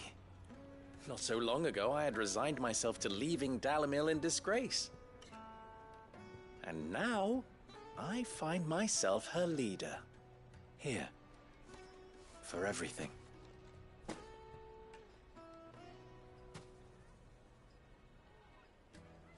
Lubo. About the children. Fear not. You are, of course, relieved of your responsibility. I would sooner face another horde of Akashic than see them brought up as outlaws. I'll make sure they're safe here. I don't doubt that you will. And not just the children, but everyone in Dalimil. I'll do my best. Can't have all your hard work going to waste.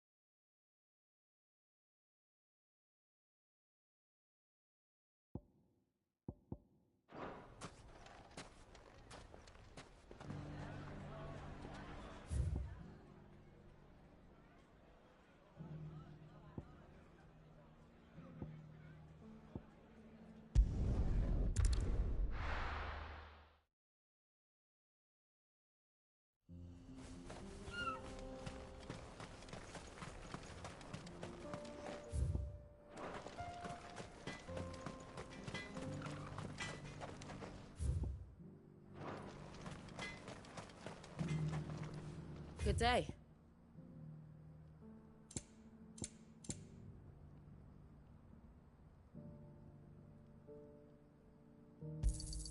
Thank you.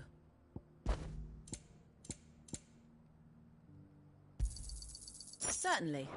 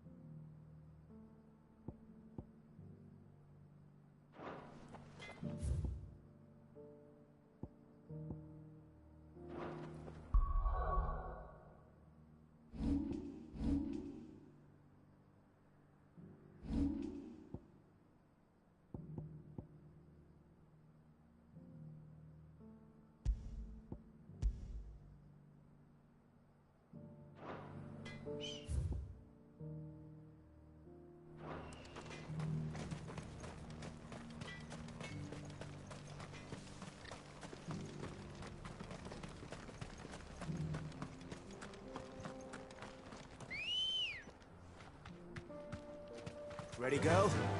Run like the wind.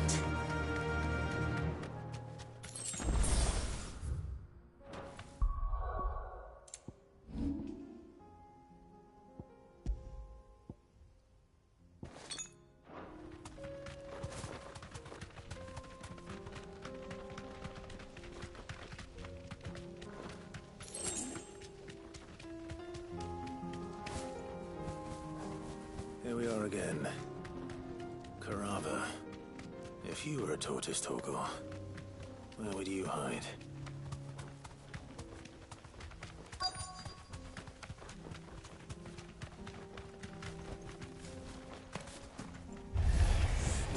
It looks like we found him.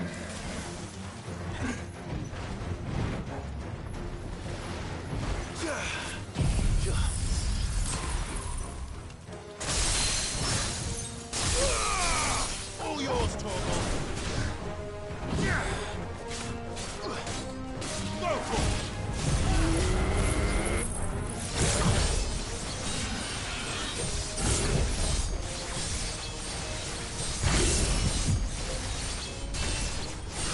Torgor, kill!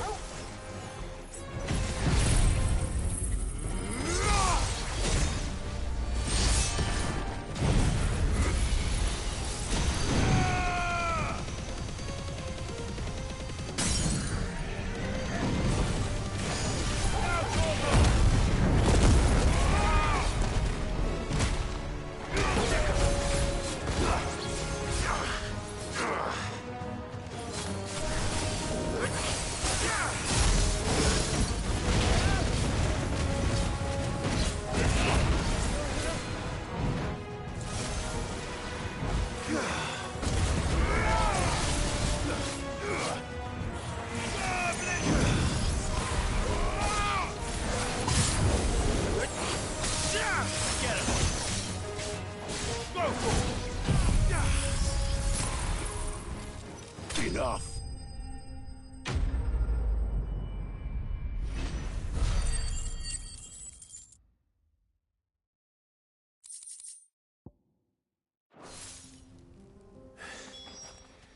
Mid needs another. She can come and get it herself.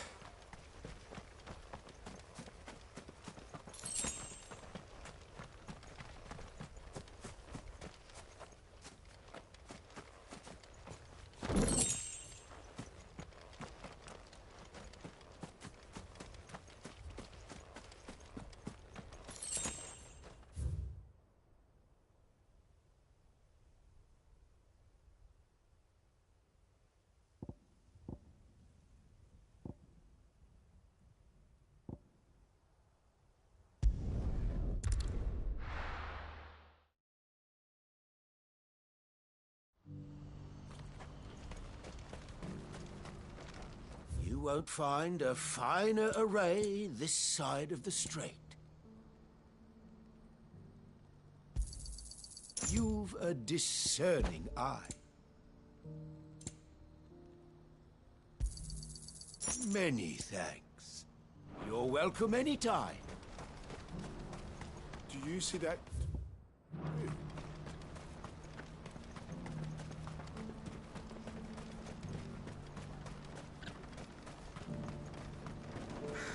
What is it? Oh, please. I'm scared. Nothing good's gonna come of this, I'm telling you.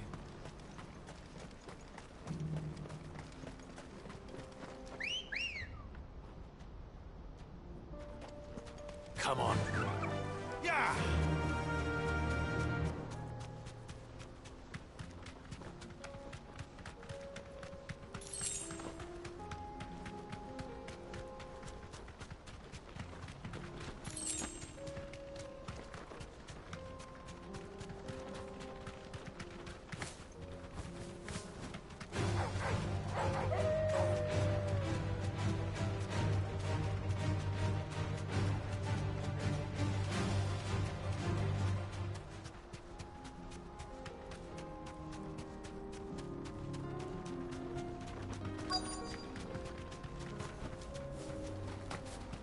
Can't be Rutherford, can it?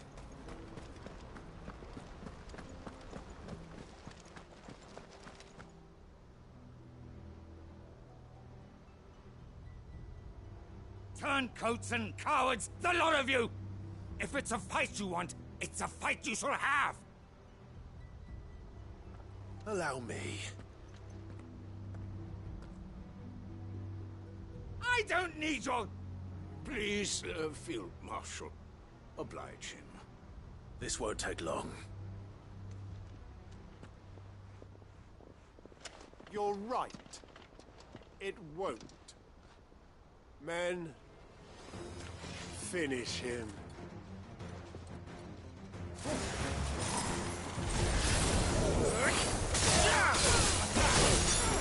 Over here!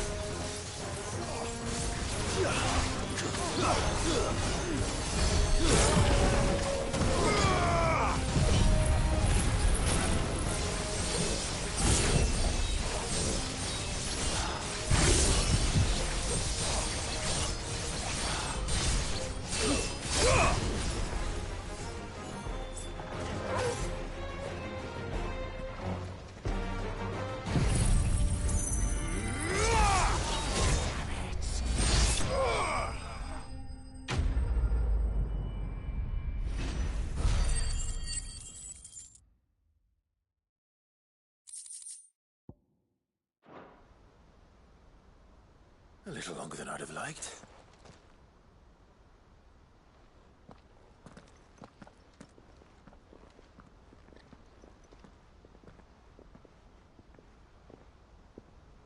Field Marshal Havel, I presume. Are either of you injured? No, my lord. You arrived just as our escort turned on us. Fucking traitors. I'd heard reports of soldiers in the outlying regions abandoning the oaths they swore. But I hadn't thought the corruption had reached so close to the heart of the Republic. It's a fucking disgrace. Your interfering old bastard of an uncle tried to warn me, of course. My lord Marquis. Or is Sid the Outlaw more to your liking? Call me what you want. It doesn't change who I am, or the urgency of the message I bring. My uncle has a plan to right the realm, and he needs your help to see it through. Before I agree to anything, I'd have you answer one question. What do you stand to gain from all this? I won't deny that I might benefit from further chaos. But I seek a new beginning for all of us. And while the choices I've made may not always have been the right ones, I know I made them for the right reasons. For so long, so many of us have been told how we could live, how we could die, when it should have been our decision all along. Now we have a chance to put things right. But in order to take it, we must stand together, even if it be beside those with whom we don't see eye to eye.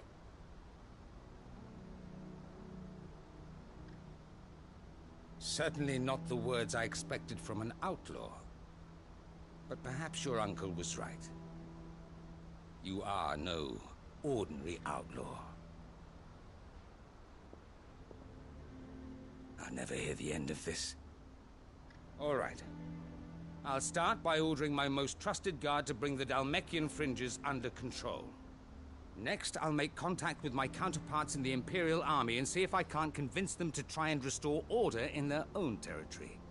Thank you, Field Marshal. But they are not the only ones we will need to convince. What do you mean? I don't doubt that I can bully some sense into a few generals. But those they answer to require a different kind of persuasion. And when it comes to honeyed words, well, we will need an envoy. One who can court even the most stubborn of statesmen. You, perhaps? I'm flattered. But I'm no diplomat either. And I have other problems to attend to. What we need is a skilled arbitrator. And I may know just the person. Is that so? And would he happen to be an outlaw too? Of a different kind, perhaps. Well, beggars can't be choosers. I suppose we'll all have to find a little of the outlaw in ourselves if we're to make it through this. Very well. Send your man to me right away. I shall.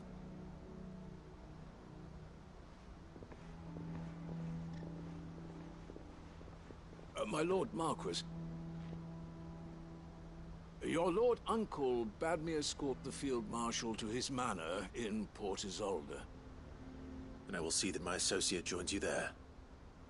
Very good, my lord.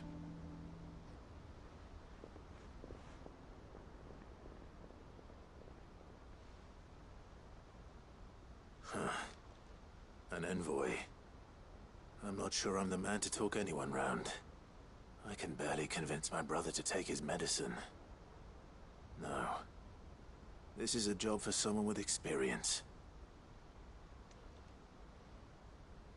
Someone like Quentin. I hope I can convince him at least.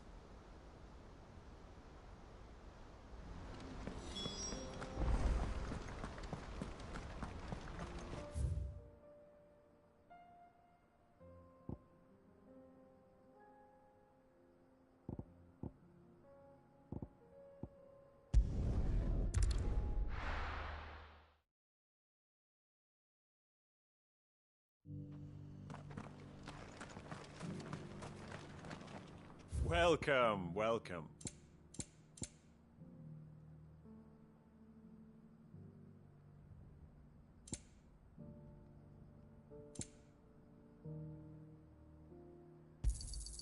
Of course.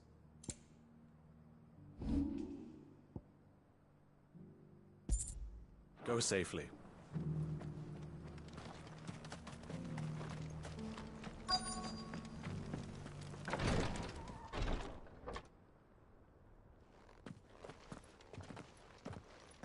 Your Grace, my lord,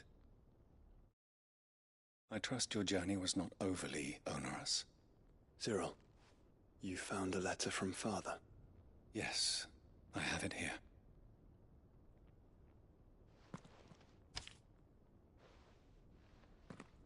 If you would do us the honor, my lord.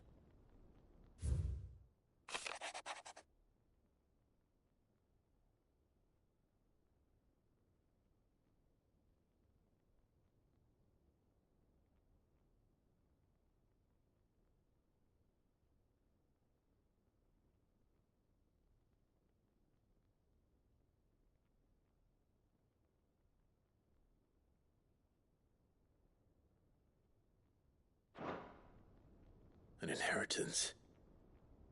It would seem the late Archduke penned this missive shortly before his passing. The day before we left for Phoenix Gate. What are these plans he spoke of?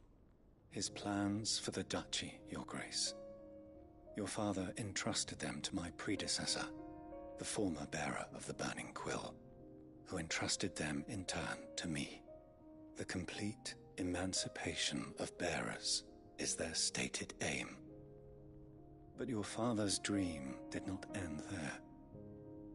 His Grace also spoke of building hospices to care for those stricken by the curse, and the founding of a new university to further the development of non-magical technologies. With the blight spreading ever more widely across the twins, Archduke Elwyn saw this as the only means of securing Rosaria's survival. He wished to see men and bearers treated as equals. To see centuries of common wisdom overturned. Small wonder he did not think it achievable within his lifetime. But he thought it achievable nonetheless. Had he not, he would never have written this message.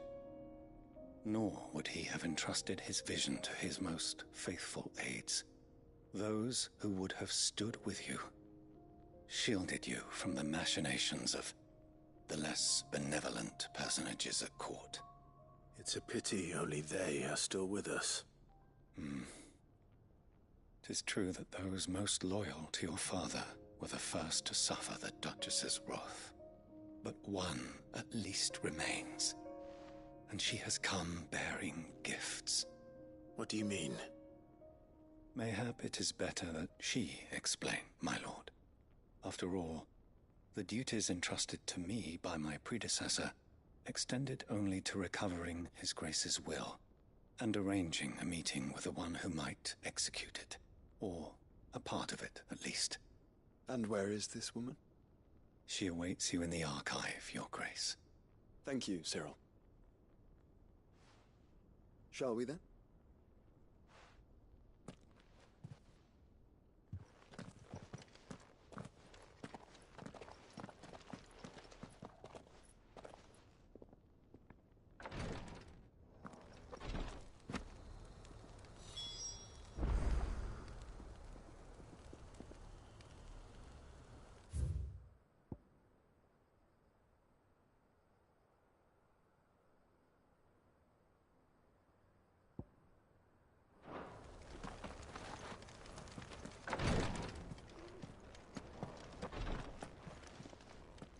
Lord Marquis, if you have a moment. What is it, Cyril? One of our brethren lately journeyed across the strait in order to pursue a new avenue of inquiry in our ongoing investigation. He sent an owl some while ago, but we have heard naught from him since. Was he surveying another fallen ruin? No. The object of his study was a savior cult that has arisen in Ash in recent years. We believe it may have some connection to the Circle of Malleus, an ancient religion that worshipped Ultima as its god. By gaining an understanding of this new faith, we hoped to learn more of the Circle's original beliefs. And so you sent one of your brothers to Ash? A continent teeming with orcs and Akashic? Fully cognizant of the risks, yes. I entrusted the mission to one of the most able of our order, the Third Chair, a master of the arts of combat and survival both. Though he has been silent for some days now, I have thus far refrained from sending any others in search of him, lest they be lost in turn. Yet, it seemed only right to inform you of the situation, given your unique experience of the perils of Ash. For as you so earnestly advised me, It would not do to abandon a man to his fate, when he might yet be saved. It would not.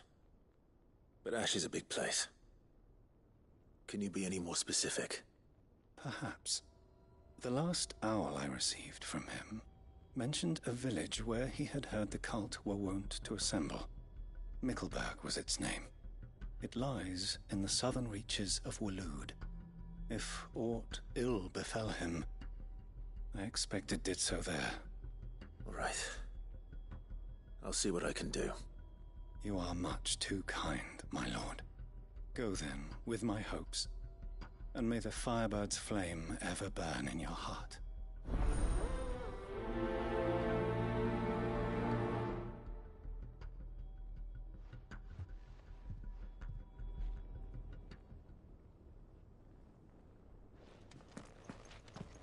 If this new faith really is an offshoot of the Circle of Malleus, then... Let's concentrate on finding the third chair first, shall we?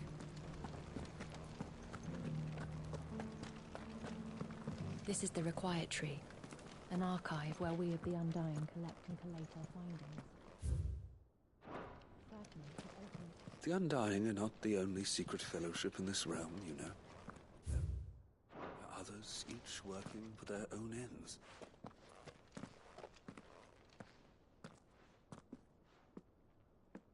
My lord, your grace.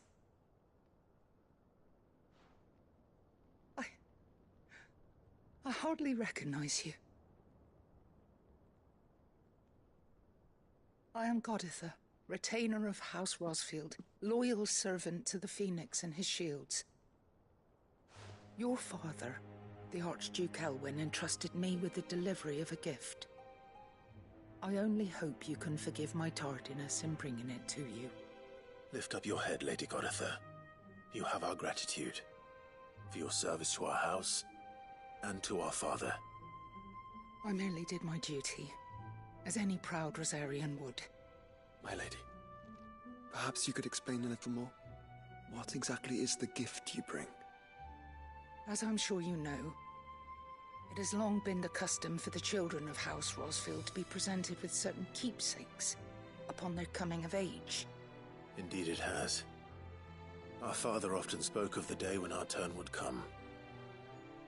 And had he lived to see it, he would have presented you with the treasures I bear. Matching armbands for you both. Alas, he did not live. Indeed, he was taken from us even before they could be completed. He had intended to claim the Heartstone with which each armband was to be finished himself, but it was not to be. And his gifts remain incomplete. I see. It saddens me to bring them before you, as they are. It was your father's wish that you be presented with the finished articles, not these, works in progress. But with his grace long since gone, and the stone left unclaimed, I had little choice. You are grown men now, and his house is yours. And while I would not presume to insist upon your claiming the Heartstone in his stead, I know that nothing would have pleased him more than for you to do so. Thank you, Lady Goditha. What say you, Clive? What else? Of course, my lady. May our father's will be done. Oh, I am much obliged. Do you know where we might find this Heartstone, my lady? I do. Though it may be a matter of a good deal more than simply happening upon it. It is found in the bellies of elder griffins, you see. We do at least know where to find one. A certain specimen has made its nest in Titan's Wake, not far from here. A certain specimen? You are most perceptive, Your Grace. In answer to your unspoken question, yes. In fact, this is the very same beast your father meant to slay. I have been tracking its movements since you were but a boy. Were you to slay it in his stead, as men of House Rosfield, it would surely make your father proud. What say you, Joshua? What else?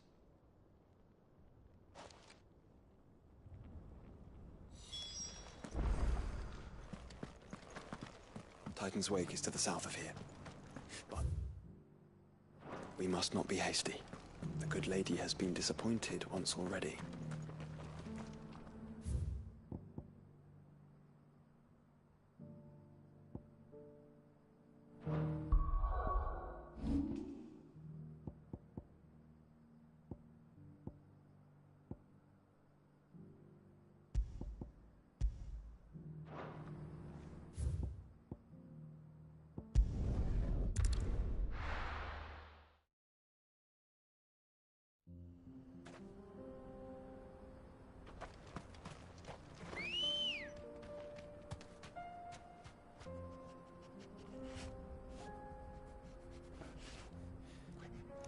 Good girl.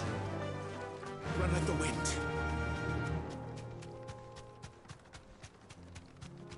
Eyes peeled, Joshua.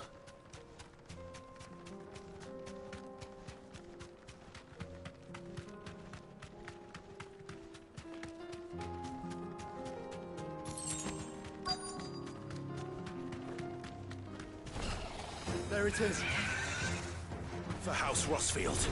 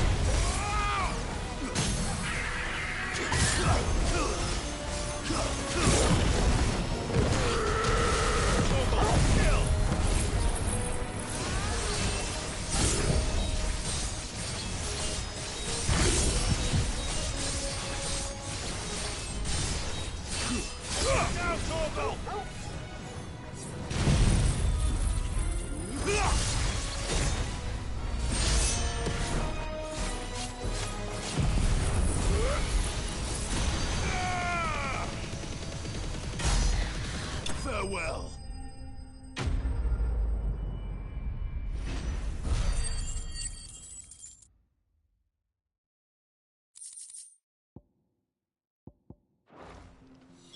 Is this the Heartstone?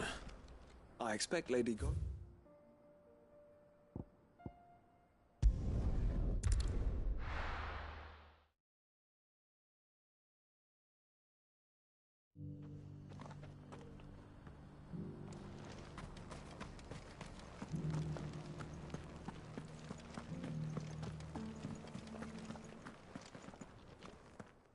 Thank the Founder you were safe. The Griffin is slain then? And the Heartstone claimed.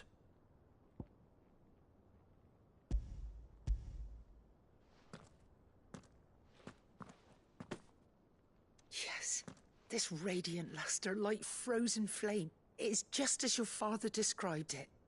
Thank you, my lord. Your Grace. Your father would be so proud. Lady Goditha, the lapidary is ready. Thank you, Cyril. I will be with him shortly. If you would excuse me, I shall have the stone cut and set forthwith.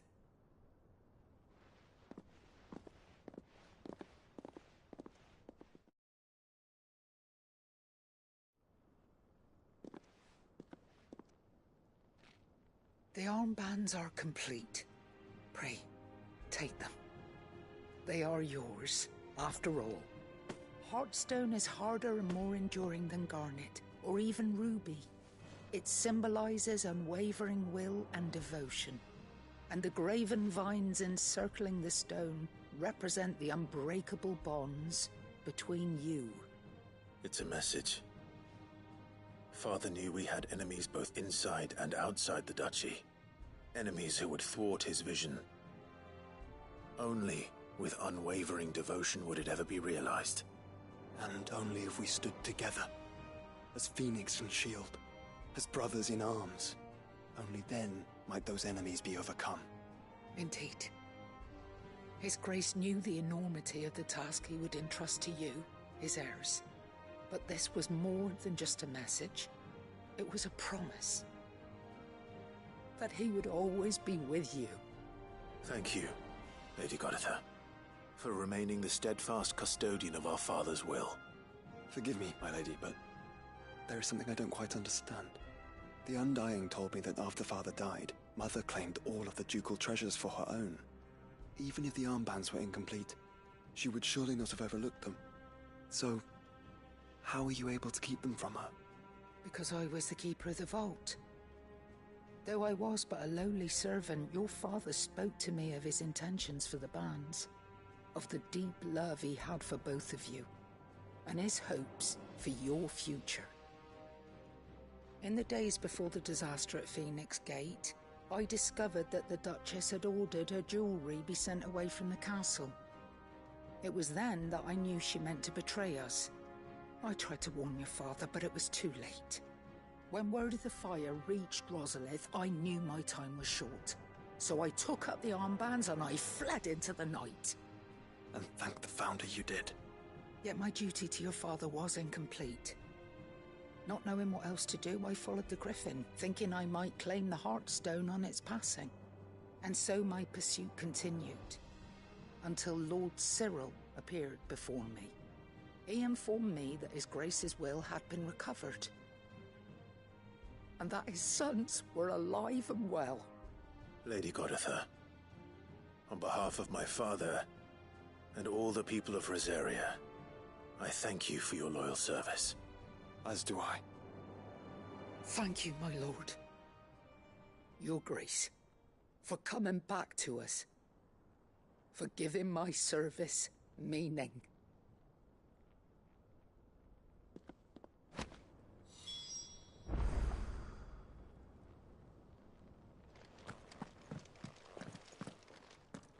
The bands suit you well. It must be gratifying to finally receive the inheritance that was denied you for so long. It is. And we thank you for the part you played, Cyril. If you would permit me to play my part a little longer, might I suggest that you make your way to your father's memorial atop Hawk's Cry Cliff? Let him see that you have received his blessing, and that his vision lives on in you. I suppose it would be churlish not to. What do you say, Clive? Shall we pay Father a visit? I think we should. I was hoping to be able to offer him my thanks before we left for Origin. Your father's helm is enshrined there. It has been since the day we recovered it from Phoenix Gate.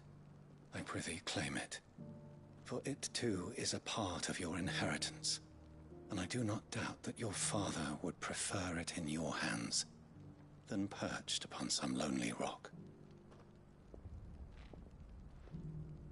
Thank you, Cyril.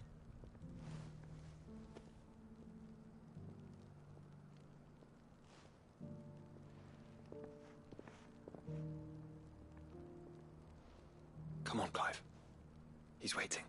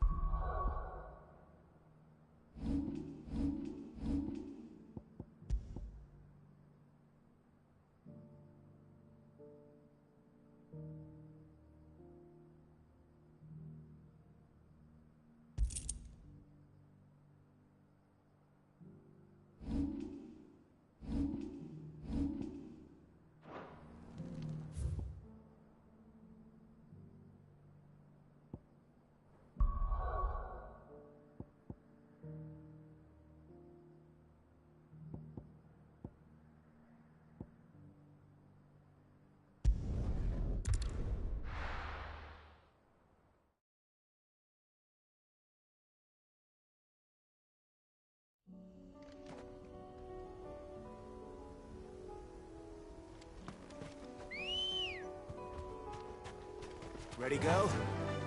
Yeah! Unwavering will and an unbreakable bond. Do you really think we're strong enough?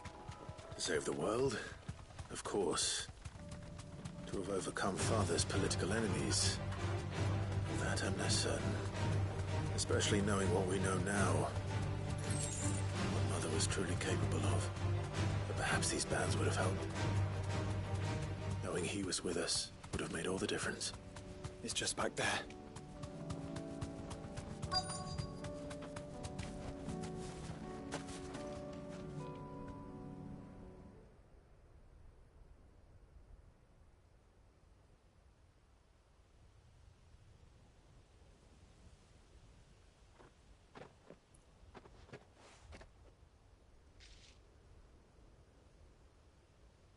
Father always fought for what he believed was right.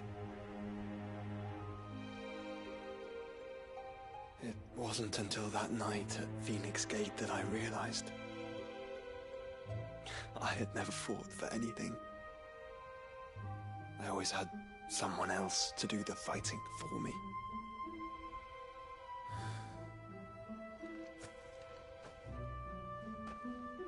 No matter how fate conspired against him, he never lost heart, never looked back, never stopped fighting. To me, he was the greatest of men. And I've been trying to live up to his ideals ever since.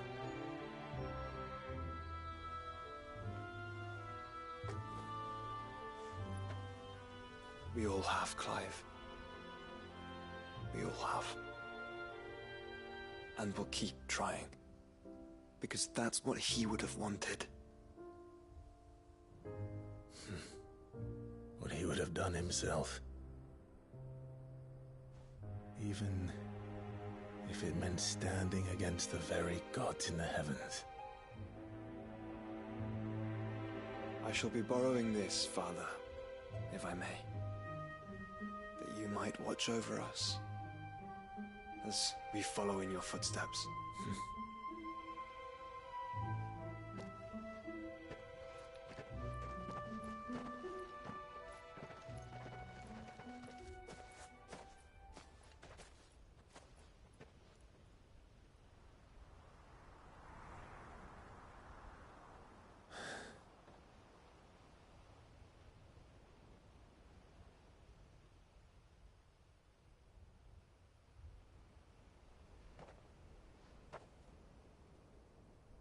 We won't lay you down.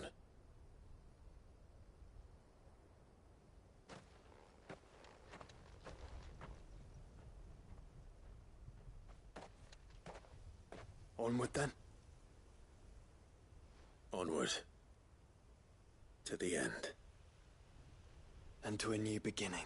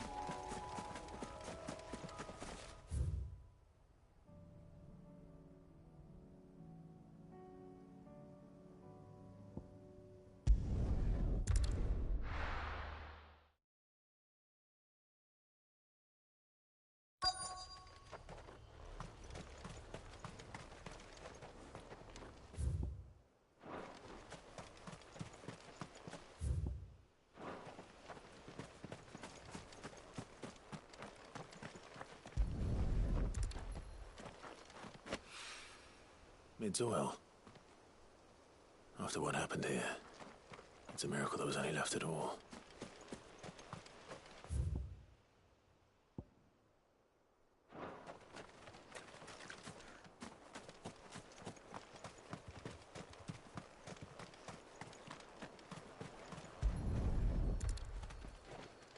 I better get these materials to Mid so she can finish her prototype.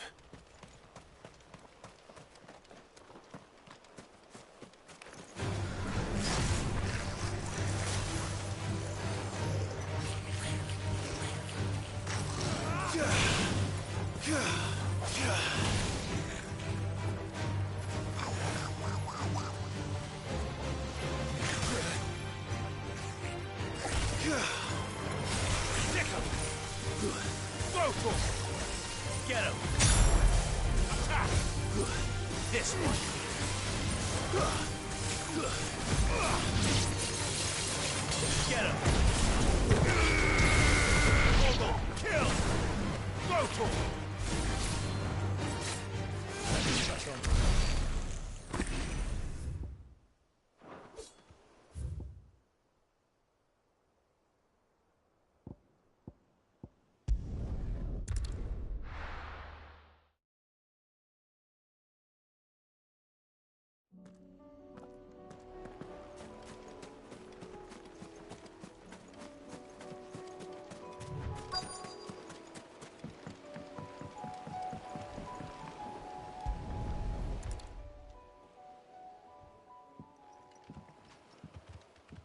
It's still here. After all these years. A lot smaller than I remember. And you're a lot bigger. You might have to swim, boy.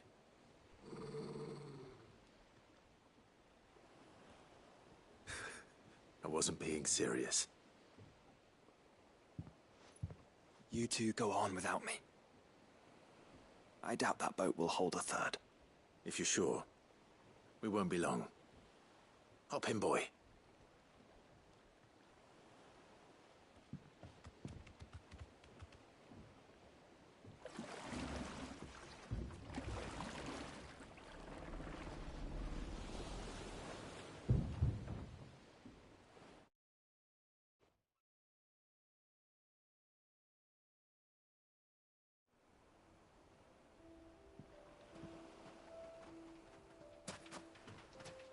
This place hasn't changed at all.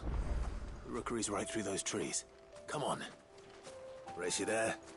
I bet I could still beat you.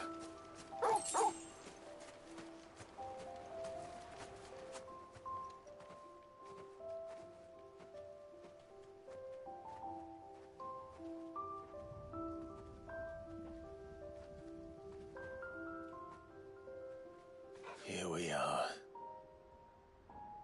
This was our hideaway. Wasn't it, Torgal?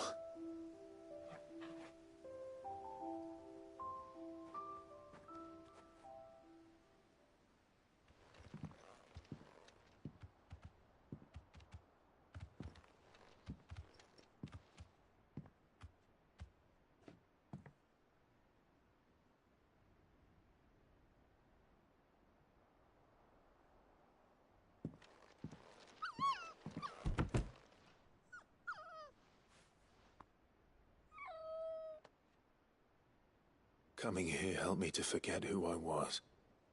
Or wasn't. Prince, shield. Son his mother could love. Had I been any one of those things? Perhaps.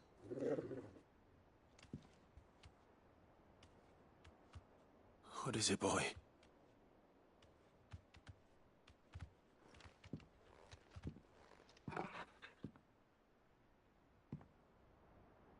This is all from the castle. And Phoenix Gate. Did you bring these here?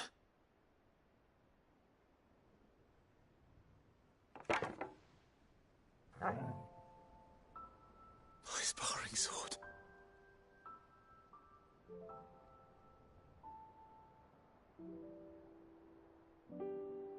Well, well. You never stopped looking for me, did you, boy?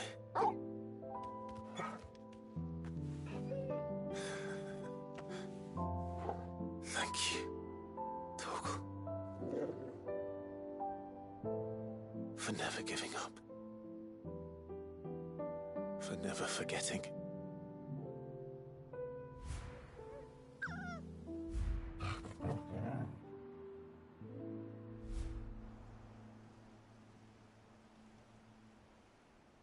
Let's take this with us, shall we? So I don't forget either.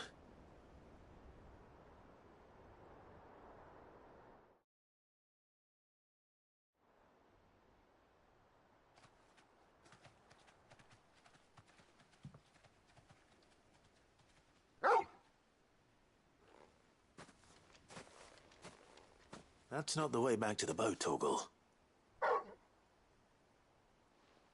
right, all right. I'm coming. I think I know where we're going.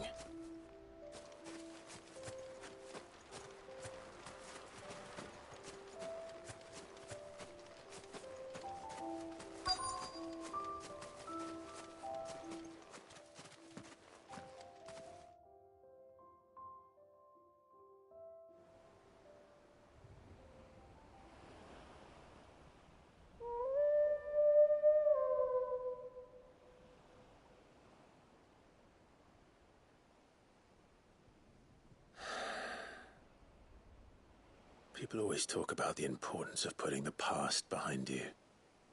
But without it, we wouldn't be who we are today. And we certainly couldn't steer our way to a better tomorrow. Come on, Torgal. Let's go home.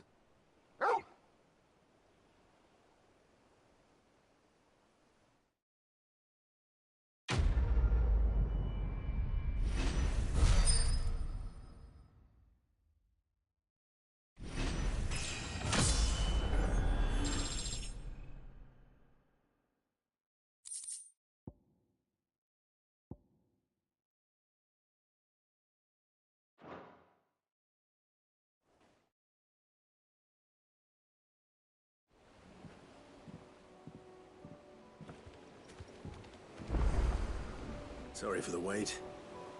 We're ready.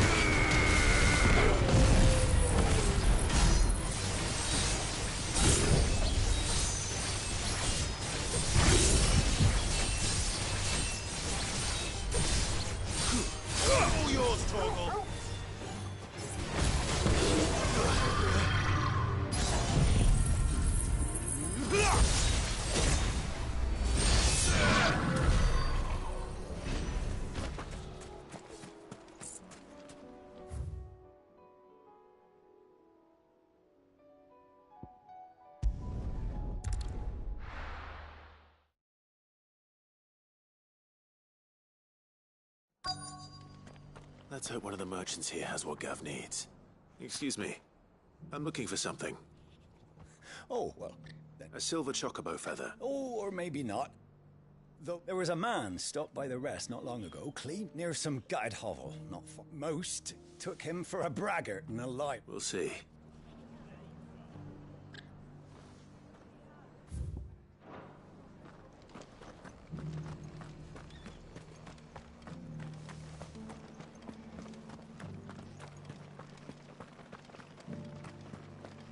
Just because the heavens have gone to racket room, it don't mean we have to. How do, traveller? You've the look of a man who could do with a new wet... I'm looking for a... If that's the case, no one has seen us. Word is they were all hunted for their feathers. If any are still out there, You're probably right.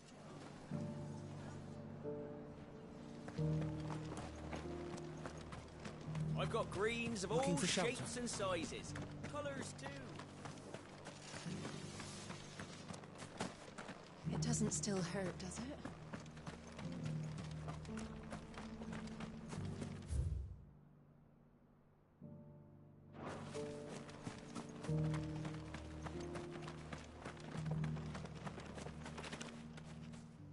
Can I help you with something? You wouldn't happen to sell... But if it's fancies... Was a silver chocobo? Oh, yes. It wouldn't be the first. A silver chocobo sighted in the hills near Rhiannon Tride. It sounds almost too good to... True. But since I'm already here... Ready, girl? Faster! Can hardly make it.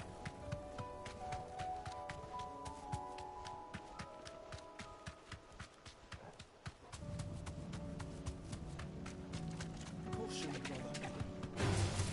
Time to fight.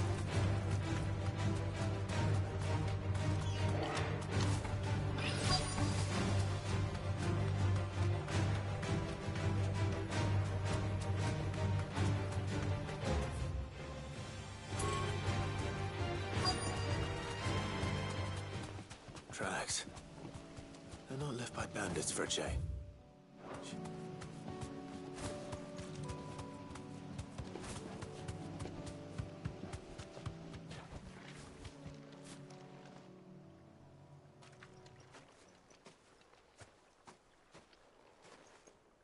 More tracks.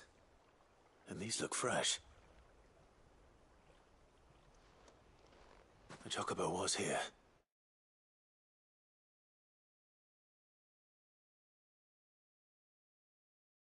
And recently. Perhaps it still is.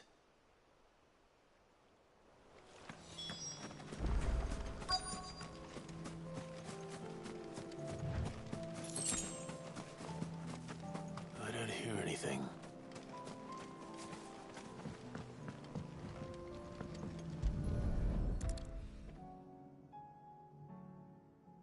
Well, I'll be damned.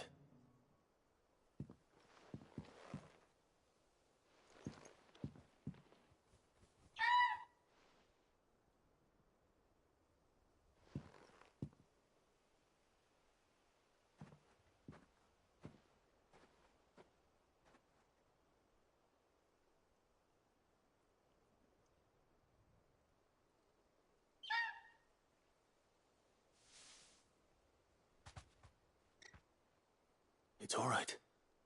I'm not going to hurt you. Just borrowing a feather for my friend.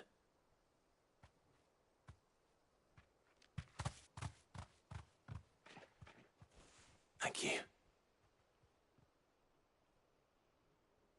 Let's get this back to Gav before they change their minds.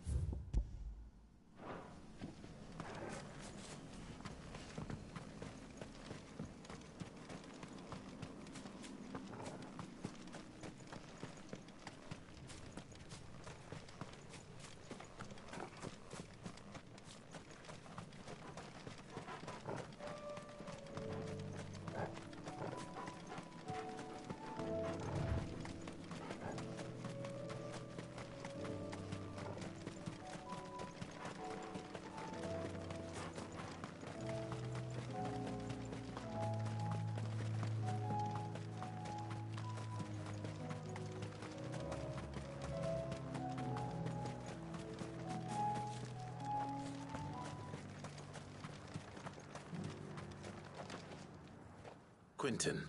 Do you know? Something tells me you'll go on then.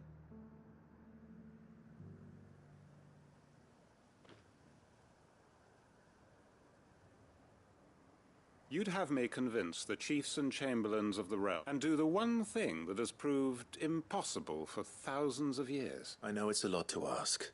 And you'd have me give up what little I have left. The people of Lostwing are my... You'll have to find some... I'm sorry to... And why might that be? What he's asking. They want you to speak for those who can't... If it's the vineyard, we'll see that the grapes are picked and the tons filled. You know... It's not that. Then what is it? You said yourself we're family. Don't you trust us? You know that's not what I'm... Then what are... Only we are worth saving. Why turn your back on everyone else? Who's to say you couldn't convince the... A stirring. I fear that any rejoinder I make might fall... So you'll join us? Field Marshal Havel will want to speak with you. I can arrange for a party of curse-breakers. That would be very much... I hear the roads are... My uncle will want to know that his plan is taking... shape.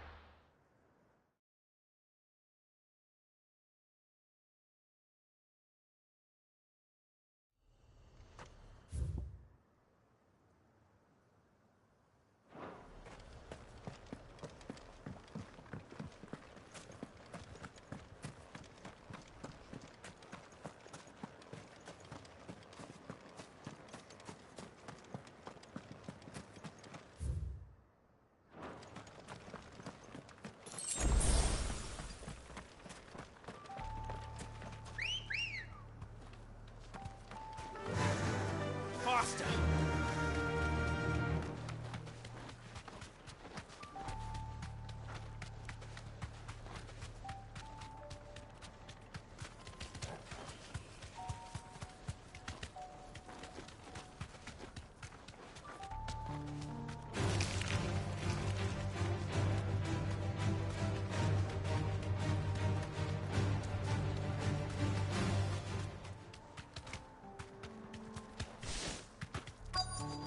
This be Nickelberg. Be safe.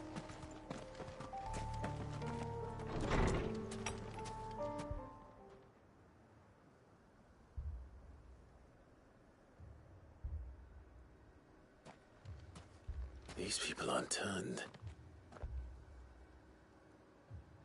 And the village seems safe enough at least.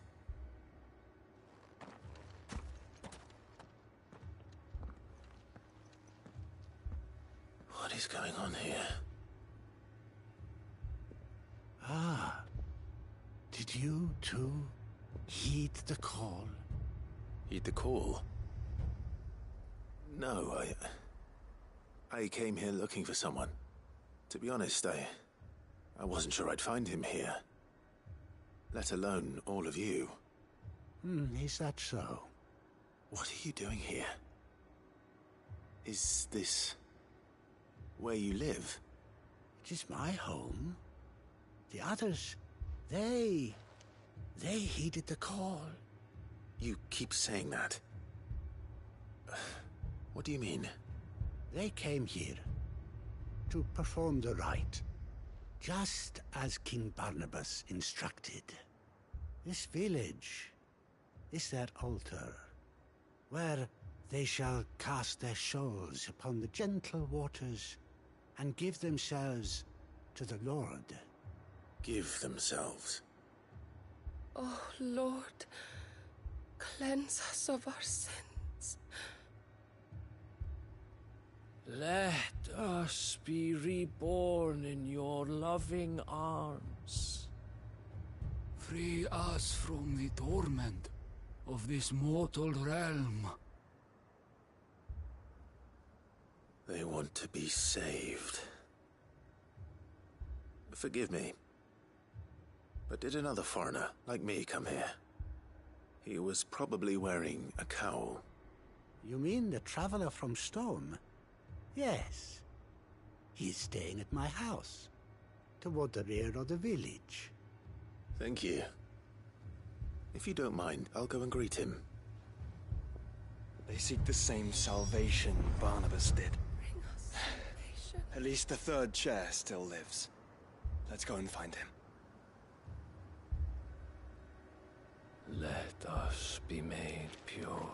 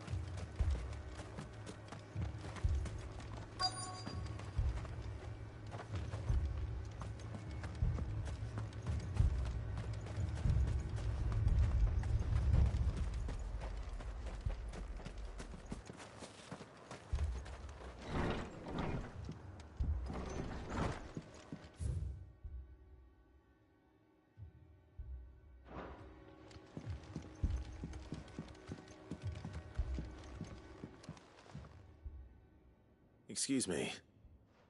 Are you with the Undying? I am. And so it would appear, are you? Lord Rosfield, if I am not mistaken. That's right. And you must be the third chair. I am. Cyril was worried for your safety. He sent me to find you. Then I must apologize. I did not mean to trouble the bearer of the burning quill. Much less you, my Lord Marquis. He said that you had failed to report. Is there a reason for that? I came here to study the followers of this new faith. But the more I learned of them, the more my own faith began to falter. You have seen them at their prayers, have you not? They devote themselves to the veneration of their Lord with a fervor I have never seen before. Praying night and day that they might be rid of their wicked wills and reborn in their Saviour's light. Not that they might be granted respite from their worldly woes, but so that they might continue to serve him. Serve him with all of their beings. I, too, swore to devote my life to the service of my Lord and Master, but this... 'tis different. It is more. And so I would see it through to the end. See these people safe, that they might achieve their dream. That they might do their duty to their Lord. Even if it should keep me from doing my duty to mine. You do understand what their dream is, don't you? I do, my lord. They would cast aside their wills and become Akashic. I know that it may be hard to believe, but to these people, that is the very essence of salvation. Forgive me, my lord, but I must remain here. If you are to return to Master Cyril, I would consider it a great... Did you hear that, my lord? Something is happening. I'll go and find out what. Stay here.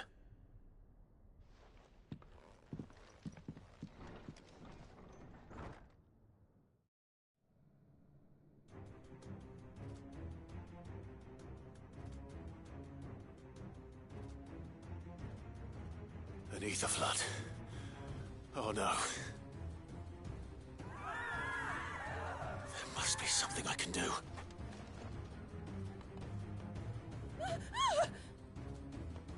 Echoes as well. Found her. Ready, brother? Ready. Brother.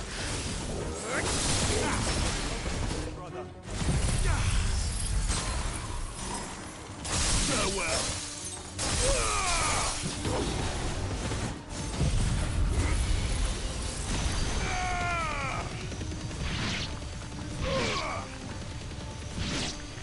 All yours, Torgal. This one.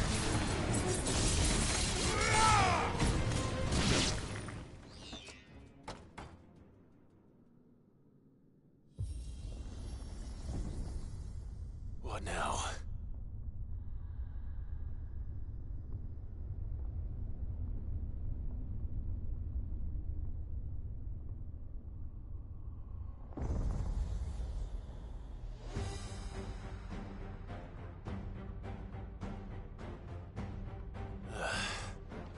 We meet again.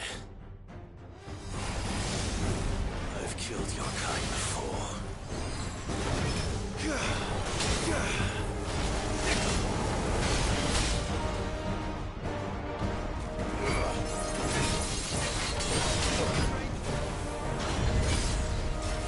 Well done,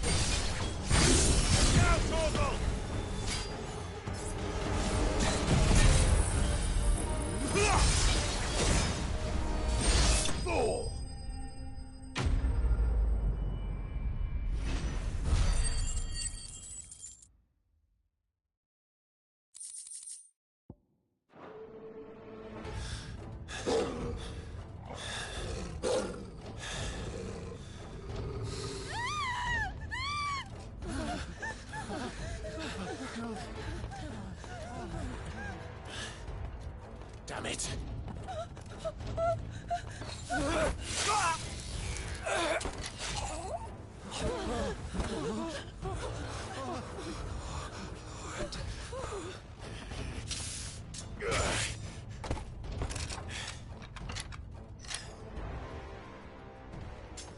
Don't you die.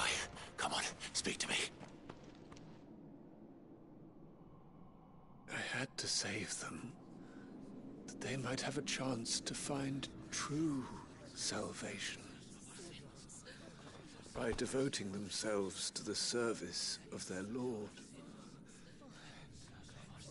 Just as I did, when the Undying plucked me from the gutter and gave me a cause to believe in. A duty to serve was everything to me, and I would not deny them that fulfillment, even if they must become a Kashik in order to achieve it. Forgive me, my Lord Marquis. I did not mean to trouble you with this. My findings. Could you deliver them to Master Cyril for me? Of course. Your duty will be done.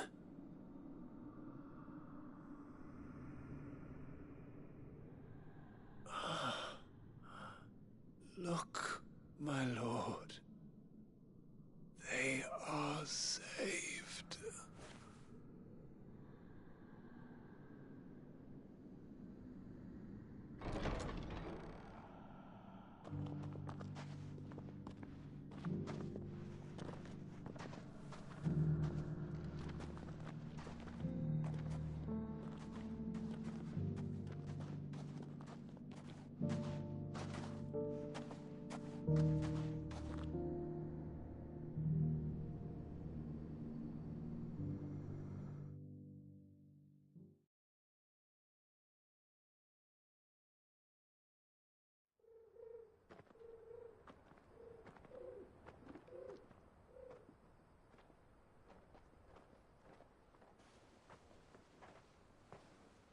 They are saved. Founder. I should get this report to Cyril.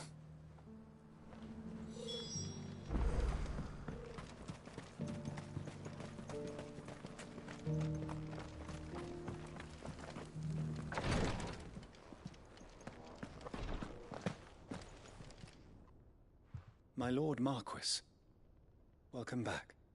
I am glad to see you hale and whole. I met with your third chair, Cyril. He bade me deliver his findings to you.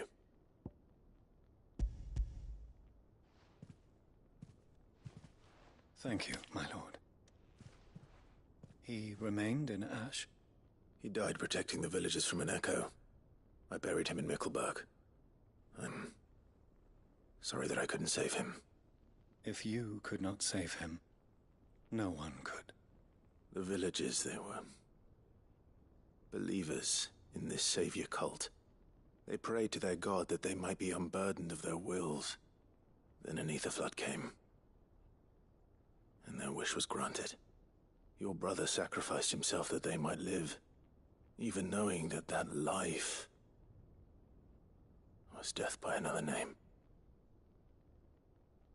Then he perished defending liberty. A hero's end. For the right to choose how one dies is no less sacred than the right to choose how one lives. Sid would agree. He wanted to build a world where people could die on their own terms. A noble ambition. To die for one's cause is the most perfect expression of one's faith. It matters not how misguided others might judge one's decision to be. Only that the decision is one's own. We live according to the teachings of our order. We believe in them, we protect them, and yes, we die for them. For better or worse, that is our creed.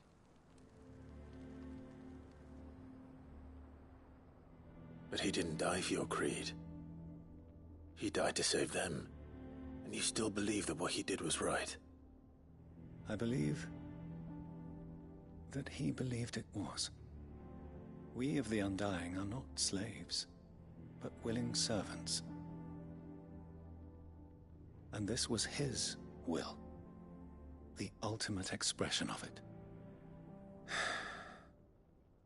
All right. I'd like to know this man's name, Cyril. To know the names of all the Undying who've fallen in the line of duty. They died serving my house. It's only right that I remember them. That is my duty. Of course. I shall fetch the Book of Martyrs at once. My lord, it has been, and shall ever be, the greatest honor of my life to serve House Rosfield. Though our duties may differ, yours is no less important, and were they here, I have no doubt